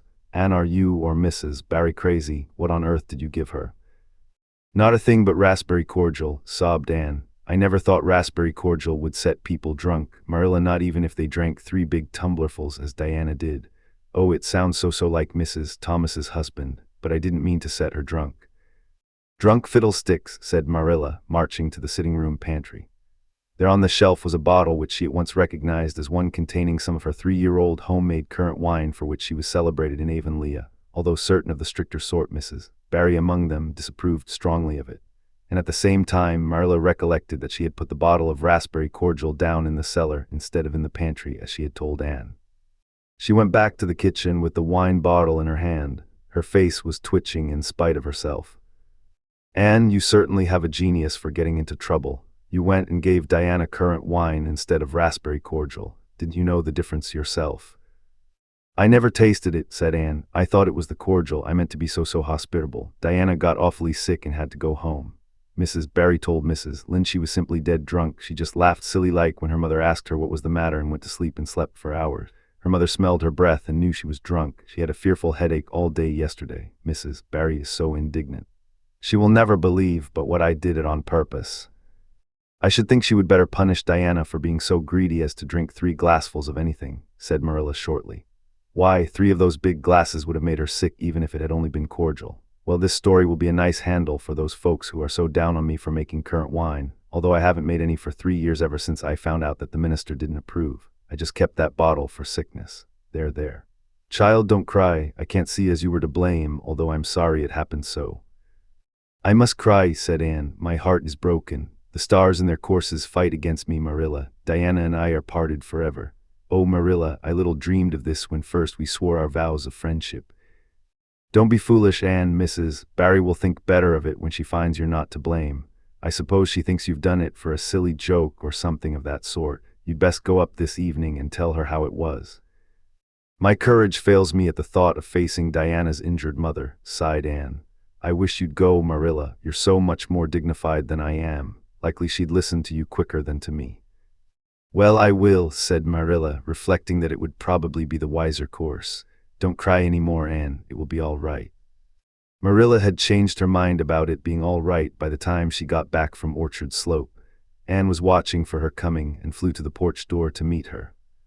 Oh, Marilla, I know by your face that it's been no use, she said sorrowfully. Mrs. Barry won't forgive me. Mrs. Barry indeed, snapped Marilla. Of all the unreasonable women I ever saw, she's the worst. I told her it was all a mistake and you weren't to blame, but she just simply didn't believe me. And she rubbed it well in about my currant wine and how I'd always said it couldn't have the least effect on anybody. I just told her plainly that currant wine wasn't meant to be drunk 3 tumblerfuls at a time, and that if a child I had to do with was so greedy, I'd sober her up with a right good spanking. Marilla whisked into the kitchen, grievously disturbed, leaving a very much distracted little soul in the porch behind her. Presently Anne stepped out bareheaded into the chill autumn dusk. Very determinedly and steadily she took her way down through the sere clover field over the log bridge and up through the spruce grove, lighted by a pale little moon hanging low over the western woods. Mrs. Barry, coming to the door in answer to a timid knock, found a white-lipped, eager-eyed suppliant on the doorstep. Her face hardened. Mrs. Barry was a woman of strong prejudices and dislikes, and her anger was of the cold, sullen sort which is always hardest to overcome. To do her justice, she really believed Anne had made Diana drunk out of sheer malice prepense, and she was honestly anxious to preserve her little daughter from the contamination of further intimacy with such a child. What do you want? She said stiffly. Anne clasped her hands. Oh, Mrs. Barry, please forgive me. I did not mean to intoxicate Diana. How could I? Just imagine if you were a poor little orphan girl that kind people had adopted and you had just one bosom friend in all the world. Do you think you would intoxicate her on purpose? I thought it was only raspberry cordial. I was firmly convinced it was raspberry cordial. Oh, please don't say that you won't let Diana play with me anymore. If you do, you will cover my life with a dark cloud of woe. This speech, which would have softened good Mrs. Lynde's heart in a twinkling, had no effect on Mrs. Barry except to irritate her still more. She was suspicious of Anne's big words and dramatic gestures and imagined that the child was making fun of her. So she said, coldly and cruelly, I don't think you are a fit little girl for Diana to associate with. You'd better go home and behave yourself. Anne's lips quivered. Won't you let me see Diana just once to say farewell? She implored. Diana has gone over to Carmody with her father, said Mrs. Barry, going in and shutting the door. Anne went back to Green Gables calm with despair. My last hope is gone, she told Marilla. I went up and saw Mrs. Barry myself and she treated me very insultingly. Marilla, I do not think she is a well-bred woman. There's nothing more to do except to pray, and I haven't much hope that that'll do much good because, Marilla, I do not believe that God himself can do very much with such an obstinate person as Mrs. Barry. Anne, you shouldn't say such things, rebuked Marilla, striving to overcome that unholy tendency to laughter which she was dismayed to find growing upon her. And indeed, when she told the whole story to Matthew that night, she did laugh heartily over Anne's tribulations. But when she slipped into the east gable before going to bed, and found that Anne had cried herself to sleep, an unaccustomed softness crept into her face. Poor little soul, she murmured, lifting a loose curl of hair from the child's tear-stained face. Then she bent down and kissed the flushed cheek on the pillow. Chapter Romans 17, A New Interest in Life. The next afternoon, Anne, bending over her patchwork at the kitchen window, happened to glance out and beheld Diana down by the Dryad's bubble beckoning mysteriously. In a trice, Anne was out of the house and flying down to the hollow, astonishment and hope struggling in her expressive eyes. But the hope faded when she saw Diana's dejected countenance. "Your mother hasn't relented," she gasped. Diana shook her head mournfully.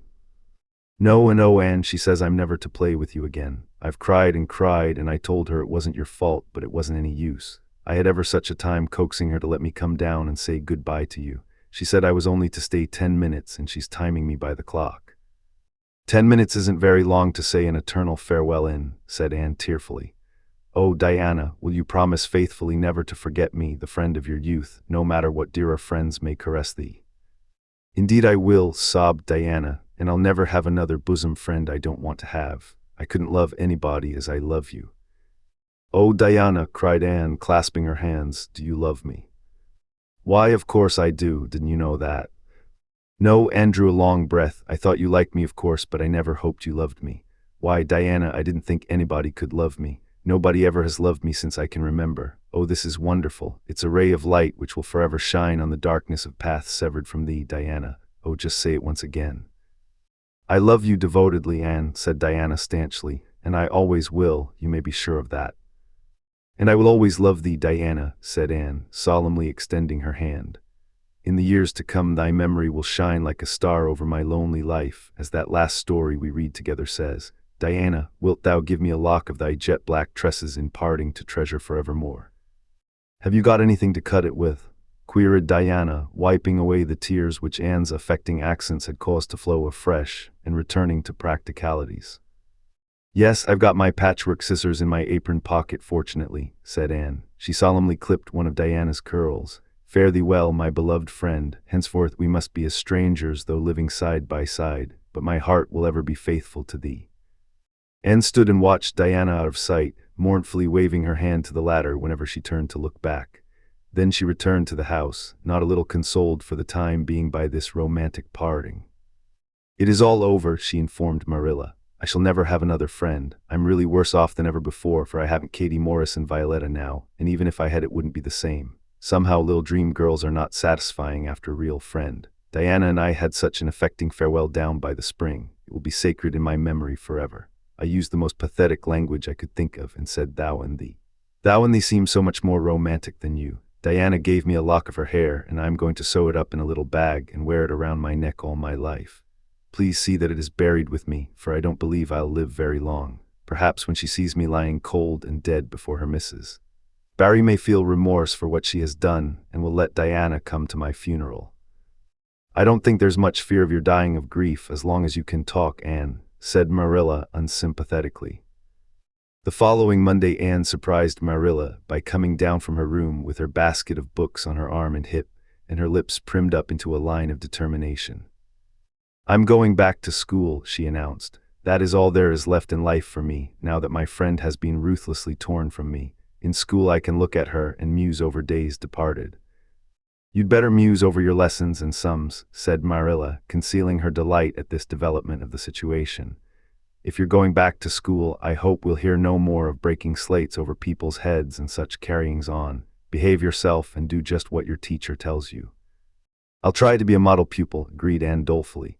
"There won't be much fun in it, I expect, Mr. Phillips said Minnie Andrews was a model pupil and there isn't a spark of imagination or life in her. She's just dull and poky and never seems to have a good time, but I feel so depressed that perhaps it will come easy to me now. I'm going round by the road. I couldn't bear to go by the birch path all alone. I should weep bitter tears if I did." Anne was welcomed back to school with open arms. Her imagination had been sorely missed in games, her voice in the singing and her dramatic ability in the perusal aloud of books at dinner hour. Ruby Gilly smuggled 3 blue plums over to her during Testament reading. Ella Mae Macpherson gave her an enormous yellow pansy cut from the covers of a floral catalog, a species of desk decoration much prized in Avonlea school. Sophia Sloane offered to teach her a perfectly elegant new pattern of knit lace, so nice for trimming aprons. Katie Bolter gave her a perfume bottle to keep slate water in, and Julia Bell copied carefully on a piece of pale pink paper scalloped on the edges the following effusion. To Anne. When twilight drops her curtain down and pins it with a star, remember that you have a friend, though she may wander far. It's so nice to be appreciated, sighed Anne rapturously to Marilla that night.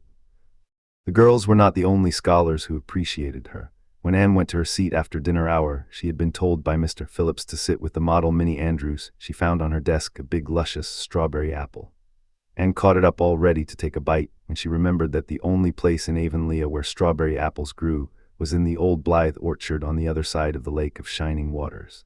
Anne dropped the apple as if it were a red-hot coal and ostentatiously wiped her fingers on her handkerchief. The apple lay untouched on her desk until the next morning, when little Timothy Andrews, who swept the school and kindled the fire, annexed it as one of his perquisites. Charlie Sloane's slate pencil, gorgeously bedizened with striped red and yellow paper, costing 2 cents where ordinary pencils cost only 1, which he sent up to her after dinner hour, met with a more favorable reception. Anne was graciously pleased to accept it, and rewarded the donor with a smile which exalted that infatuated youth straightway into the 7th heaven of delight, and caused him to make such fearful errors in his dictation that Mr. Phillips kept him in after school to rewrite it. But as the Caesar's pageant shorn of Brutus' bust did but of Rome's best son remind her more, so the marked absence of any tribute or recognition from Diana Barry, who was sitting with Gertie Pye, embittered Anne's little triumph. Diana might just have smiled at me once, I think, she mourned to Marilla that night. But the next morning a note most fearfully and wonderfully twisted and folded, and a small parcel were passed across to Anne. Dear Anne, ran the former, Mother says I'm not to play with you or talk to you even in school. It isn't my fault, and don't be cross at me because I love you as much as ever. I miss you awfully to tell all my secrets to, and I don't like Gertie Pye one bit. I made you one of the new bookmarkers out of red tissue paper. They are awfully fashionable now, and only 3 girls in school know how to make them. When you look at it, remember. Your true friend, Diana Barry. Anne read the note, kissed the bookmark, and dispatched a prompt reply back to the other side of the school. My own darling Diana.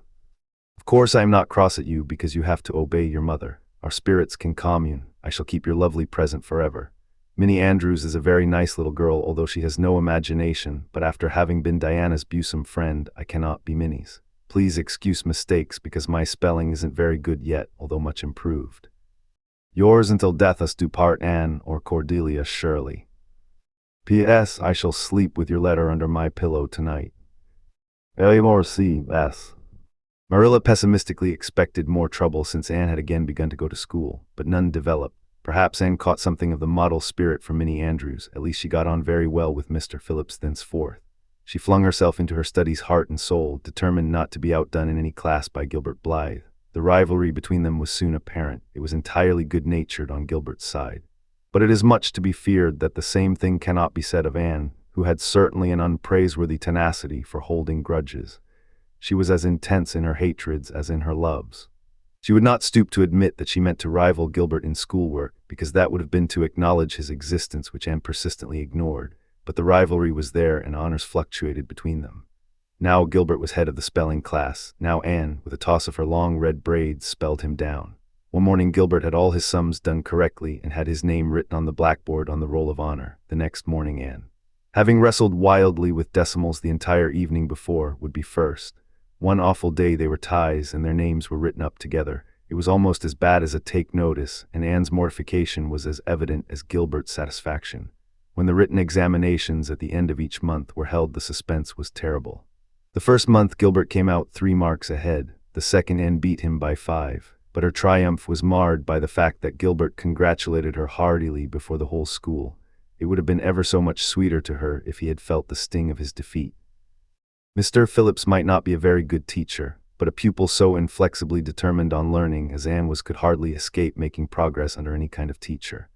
By the end of the term, Anne and Gilbert were both promoted into the 5th class and allowed to begin studying the elements of the branches by which Latin, geometry, French, and algebra were meant. In geometry, Anne met her Waterloo. It's perfectly awful stuff, Marilla, she groaned. I'm sure I'll never be able to make head or tail of it. There is no scope for imagination in it at all. Mr. Phillips says I'm the worst dunce he ever saw at it, and Gil, I mean some of the others, are so smart at it. It is extremely mortifying, Marilla.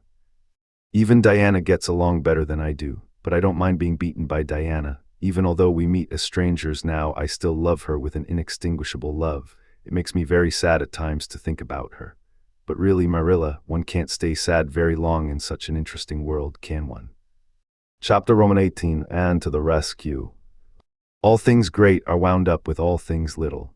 At first glance, it might not seem that the decision of a certain Canadian premier to include Prince Edward Island in a political tour could have much or anything to do with the fortunes of little Anne Shirley at Green Gables.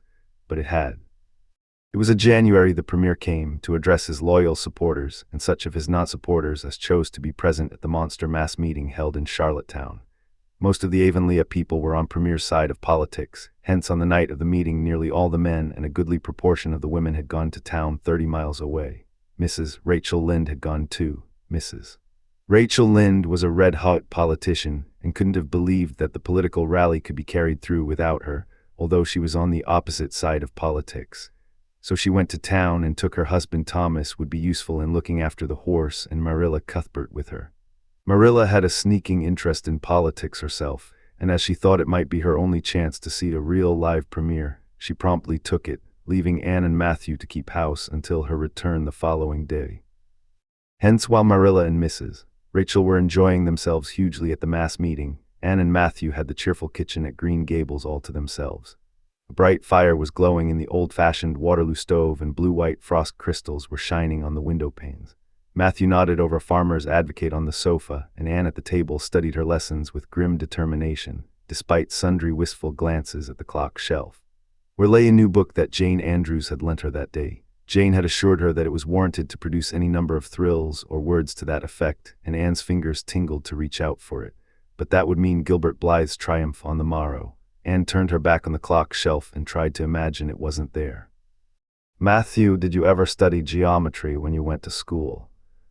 Well, now, no, I didn't, said Matthew, coming out of his doze with a start. I wish you had, sighed Anne, because then you'd be able to sympathize with me. You can't sympathize properly if you've never studied it. It is casting a cloud over my whole life. I'm such a dunce at it, Matthew. Well, now, I dunno, said Matthew soothingly. I guess you're all right at anything. Mr. Phillips told me last week in Blair's store at Carmody that you was the smartest scholar in school and was making rapid progress. Rapid progress was his very words. There's them as runs down Teddy Phillips and says he ain't much of a teacher, but I guess he's all right. Matthew would have thought anyone who praised Anne was all right. I'm sure I'd get on better with geometry if only he wouldn't change the letters, complained Anne. I learn the proposition off by heart and then he draws it on the blackboard and puts different letters from what are in the book and I get all mixed up. I don't think a teacher should take such a mean advantage, do you? We're studying agriculture now and I found out at last what makes the roads red. It's a great comfort. I wonder how Marilla and Mrs. Lynde are enjoying themselves. Mrs. Lynde says Canada is going to the dogs the way things are being run at Ottawa and that it's an awful warning to the electors. She says if women were allowed to vote, we would soon see a blessed change. What way do you vote, Matthew? Conservative, said Matthew promptly. To vote Conservative was part of Matthew's religion. Then I'm conservative too, said Anne decidedly. I'm glad because some of the boys in school are grits. I guess Mr. Phillips is a grit too because Prissy Andrews' father is one, and Ruby Gillies says that when a man is courting, he always has to agree with the girl's mother in religion and her father in politics. Is that true, Matthew? Well, now, I dunno, said Matthew. Did you ever go courting, Matthew? Well, now, no, I dunno's I ever did, said Matthew, who had certainly never thought of such a thing in his whole existence. Anne reflected with her chin in her hands. It must be rather interesting, don't you think, Matthew? Ruby Gillies says when she grows up she's going to have ever so many bows on the string and have them all crazy about her, but I think that would be too exciting. I'd rather have just one in his right mind, but Ruby Gillies knows a great deal about such matters because she has so many big sisters, and Mrs. Lynde says the Gillies girls have gone off like hot cakes. Mr. Phillips goes up to see Prissy Andrews nearly every evening. He says it is to help her with her lessons, but Miranda Sloane is studying for Queen's too, and I should think she needed help a lot more than Prissy because she's ever so much stupider, but he never goes to help her in the evenings at all. There are a great many things in this world that I can't understand very well, Matthew. Well, now, I dunno as I comprehend them all myself, acknowledged Matthew. Well, I suppose I must finish up my lessons. I won't allow myself to open that new book Jane lent me until I'm through. But it's a terrible temptation, Matthew. Even when I turn my back on it, I can see it there just as plain. Jane said she cried herself sick over it. I love a book that makes me cry. But I think I'll carry that book into the sitting room and lock it in the jam closet and give you the key. and you must not give it to me, Matthew. Until my lessons are done, not even if I implore you on my bended knees. It's all very well to say resist temptation, but it's ever so much easier to resist it if you can't get the key. And then shall I run down the cellar and get some russets, Matthew? Wouldn't you like some russets? Well now, I dunno but what I would, said Matthew, who never ate russets but knew Anne's weakness for them. Just as Anne emerged triumphantly from the cellar with her plateful of russets came the sound of flying footsteps on the icy boardwalk outside, and the next moment the kitchen door was flung open and in rushed Diana Barry, white-faced and breathless, with a shawl wrapped hastily around her head.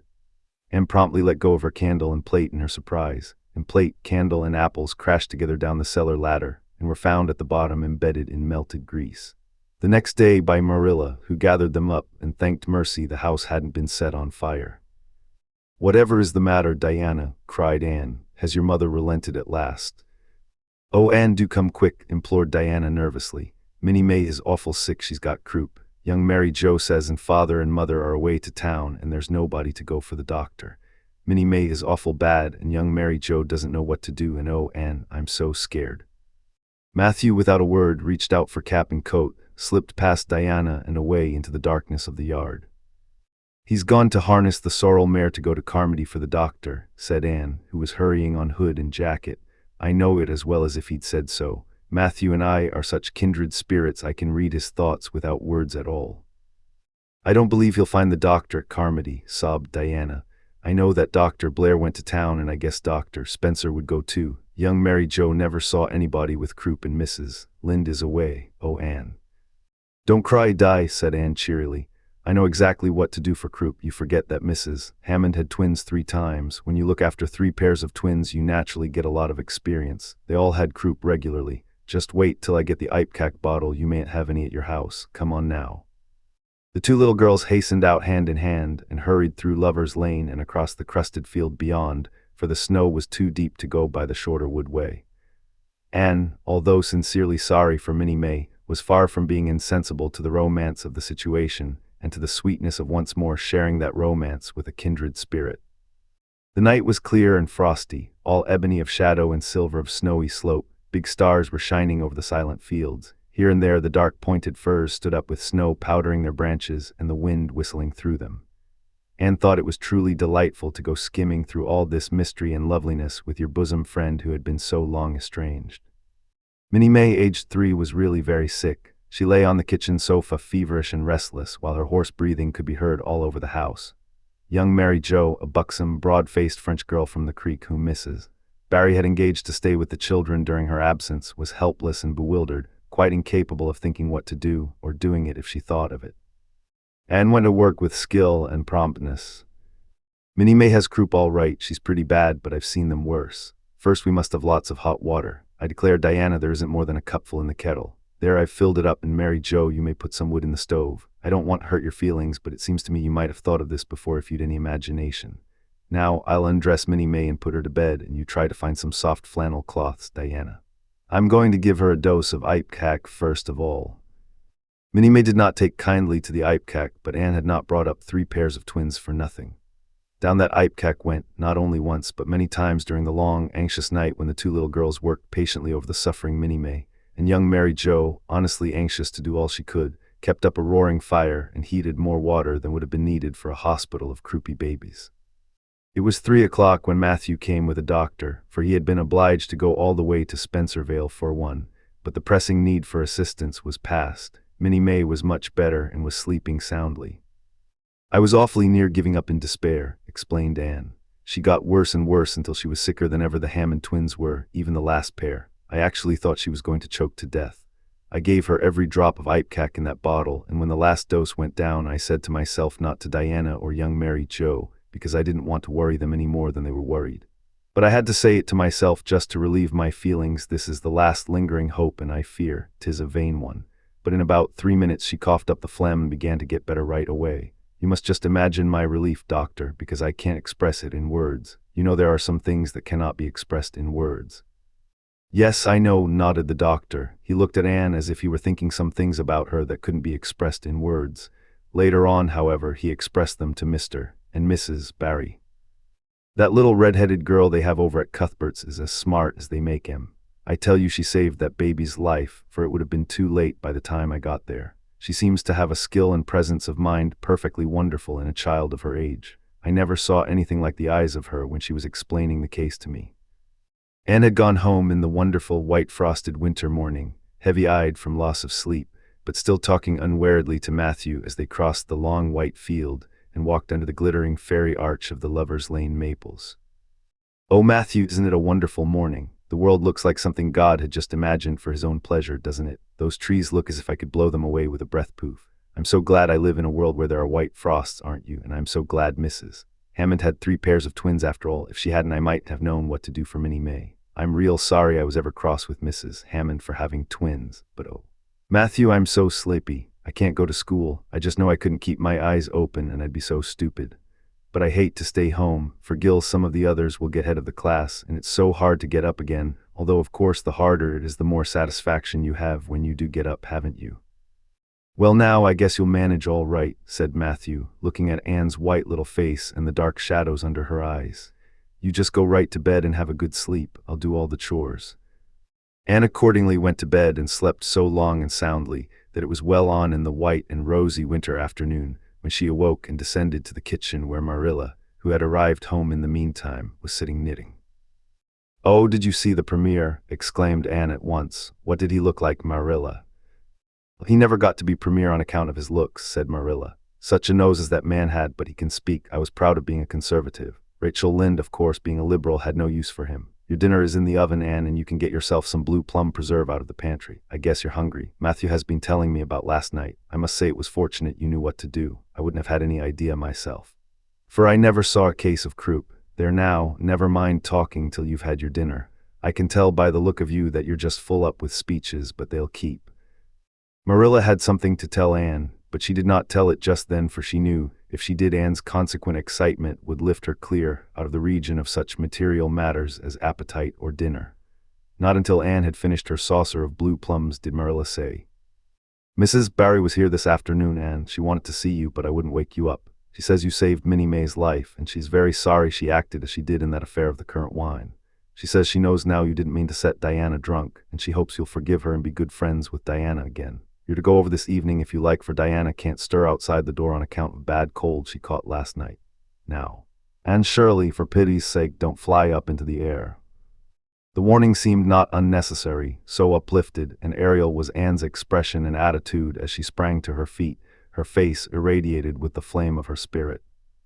"Oh, Marilla, can I go right now without washing my dishes? I'll wash them when I come back, but I cannot tie myself down to anything so unromantic as dishwashing at this thrilling moment." Yes, run along," said Marilla indulgently. "Anne Shirley, are you crazy? Come back this instant and put something on you. I might as well call to the wind. She's gone without a cap or wrap. Look at her tearing through the orchard with her hair streaming. It'll be a mercy if she doesn't catch her death of cold." Anne came dancing home in the purple winter twilight across the snowy places. Afar in the southwest was the great shimmering, pearl-like sparkle of an evening star in a sky that was pale golden and ethereal rose over gleaming white spaces and dark glens of spruce. The tinkles of sleigh bells among the snowy hills came like elfin chimes through the frosty air, but their music was not sweeter than the song in Anne's heart and on her lips. "You see before you a perfectly happy person, Marilla," she announced. "I'm perfectly happy, yes, in spite of my red hair. Just at present I have a soul above red hair. Mrs. Barry kissed me and cried and said she was so sorry and she could never repay me. I felt fearfully embarrassed, Marilla, but I just said as politely as I could, I have no hard feelings for you, Mrs. Barry. I assure you once for all that I did not mean to intoxicate Diana, and henceforth I shall cover the past with the mantle of oblivion." That was a pretty dignified way of speaking, wasn't it, Marilla? I felt that I was heaping coals of fire on Mrs. Barry's head, and Diana and I had a lovely afternoon. Diana showed me a new fancy crochet stitch her aunt over at Carmody taught her. Not a soul in Avonlea knows it but us, and we pledged a solemn vow never to reveal it to anyone else. Diana gave me a beautiful card with a wreath of roses on it and a verse of poetry. "If you love me as I love you, nothing but death can part us two." And that is true, Marilla. We're going to ask Mr. Phillips to let us sit together in school again, and Gertie Pye can go with Minnie Andrews. We had an elegant tea. Mrs. Barry had the very best china set out, Marilla, just as if I was real company. I can't tell you what a thrill it gave me. Nobody ever used their very best china on my account before, and we had fruit cake and pound cake and donuts and 2 kinds of preserves, Marilla and Mrs. Barry asked me if I took tea and said, Pa, why don't you pass the biscuits to Anne? It must be lovely to be grown up, Marilla, when just being treated as if you were so nice. I don't know about that, said Marilla with a brief sigh. Well, anyway, when I am grown up, said Anne decidedly, I'm always going to talk to little girls as if they were 2, and I'll never laugh when they use big words. I know from sorrowful experience how that hurts one's feelings. After tea, Diana and I made taffy. The taffy wasn't very good, I suppose, because neither Diana nor I had ever made any before. Diana left me to stir it while she buttered the plates, and I forgot and let it burn. And then when we set it out on the platform to cool, the cat walked over one plate, and that had to be thrown away. But the making of it was splendid fun. Then when I came home, Mrs. Barry asked me to come over as often as I could, and Diana stood at the window and threw kisses to me all the way down to Lover's Lane. I assure you, Marilla, that I feel like praying tonight, and I'm going to think out a special brand new prayer in honor of the occasion. Chapter 19, a concert, a catastrophe, and a confession. Marilla, can I go over to see Diana just for a minute? Asked Anne, running breathlessly down from the East Gable one February evening. I don't see what you want to be traipsing about after dark for, said Marilla shortly. You and Diana walked home from school together and then stood down there in the snow for half an hour more, your tongues going the whole blessed time, clickety-clack, so I don't think you're very badly off to see her again. But she wants to see me, pleaded Anne. She has something very important to tell me. How do you know she has? Because she just signaled to me from her window. We have arranged a way to signal with our candles and cardboard. We set the candle on the windowsill and make flashes by passing the cardboard back and forth. So many flashes mean a certain thing. It was my idea, Marilla. I'll warrant you it was, said Marilla emphatically, and the next thing you'll be setting fire to the curtains with your signaling nonsense. Oh, we're very careful, Marilla, and it's so interesting. 2 flashes mean are you there, 3 mean yes and 4 no, 5 mean come over as soon as possible because I have something important to reveal. Diana has just signaled 5 flashes, and I'm really suffering to know what it is. Well, you needn't suffer any longer, said Marilla sarcastically. You can go, but you're to be back here in just 10 minutes, remember that. Anne did remember it and was back in the stipulated time, although probably no mortal will ever know just what it cost her to confine the discussion of Diana's important communication within the limits of 10 minutes. But at least she had made good use of them. Oh, Marilla, what do you think? You know tomorrow is Diana's birthday. Well, her mother told her she could ask me to go home with her from school and stay all night with her. And her cousins are coming over from Newbridge in a big pung sleigh to go to the debating club concert at the hall tomorrow night. And they are going to take Diana and me to the concert if you let me go, that is. You will, won't you, Marilla? Oh, I feel so excited. You can calm down then because you're not going. You're better at home in your own bed, and as for that club concert, it's all nonsense, and little girls should not be allowed to go out to such places at all. I'm sure the debating club is a most respectable affair, pleaded Anne. I'm not saying it isn't, but you're not going to begin gadding about to concerts and staying out all hours of the night, pretty doings for children. I'm surprised at Mrs. Barry's letting Diana go. It's such a very special occasion, mourned Anne on the verge of tears. Diana has only one birthday in a year. It isn't as if birthdays were common things, Marilla. Prissy Andrews is going to recite Curfew Must Not Ring tonight. That is such a good moral piece, Marilla. I'm sure it would do me lots of good to hear it. And the choir are going to sing 4 lovely pathetic songs that are pretty near as good as hymns. And oh, Marilla, the minister is going to take part, yes. Indeed he is. He's going to give an address. That will be just about the same thing as a sermon. Please, mayn't I go, Marilla? You heard what I said, Anne, didn't you? Take off your boots now and go to bed. It's past 8. There's just one more thing, Marilla, said Anne, with the air of producing the last shot in her locker. Mrs. Barry told Diana that we might sleep in the spare-room bed. Think of the honor of your little Anne being put in the spare-room bed. It's an honor you'll have to get along without. Go to bed, Anne, and don't let me hear another word out of you. When Anne, with tears rolling over her cheeks, had gone sorrowfully upstairs, Matthew, who had been apparently sound asleep on the lounge during the whole dialogue, opened his eyes and said decidedly, Well now, Marilla, I think you ought to let Anne go. I don't then, retorted Marilla. Who's bringing this child up, Matthew, you or me? Well now, you, admitted Matthew. Don't interfere then. Well now, I ain't interfering. It ain't interfering to have your own opinion, and my opinion is that you ought to let Anne go. You'd think I ought to let Anne go to the moon if she took the notion, I've no doubt, was Marilla's amiable rejoinder. I might have let her spend the night with Diana if that was all, but I don't approve of this concert plan. She'd go there and catch cold like as not and have her head filled up with nonsense and excitement. It would unsettle her for a week. I understand that child's disposition and what's good for it better than you, Matthew. I think you ought to let Anne go, repeated Matthew firmly. Argument was not his strong point, but holding fast to his opinion certainly was. Marilla gave a gasp of helplessness and took refuge in silence. The next morning, when Anne was washing the breakfast dishes in the pantry, Matthew paused on his way out to the barn to say to Marilla again, I think you ought to let Anne go, Marilla. For a moment, Marilla looked things not lawful to be uttered. Then she yielded to the inevitable and said tartly, Very well, she can go, since nothing else LL please you. Anne flew out of the pantry, dripping dishcloth in hand. Oh, Marilla, Marilla, say those blessed words again. I guess once is enough to say them. This is Matthew's doings, and I wash my hands of it. If you catch pneumonia sleeping in a strange bed or coming out of that hot hole in the middle of the night, don't blame me, blame Matthew. And Shirley, you're dripping greasy water all over the floor. I never saw such a careless child.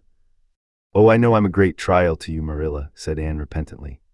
I make so many mistakes, but then just think of all the mistakes I don't make, although I might. I'll get some sand and scrub up the spots before I go to school. Oh, Marilla, my heart was just set on going to that concert. I never was to a concert in my life, and when the other girls talk about them in school, I feel so out of it. You didn't know just how I felt about it.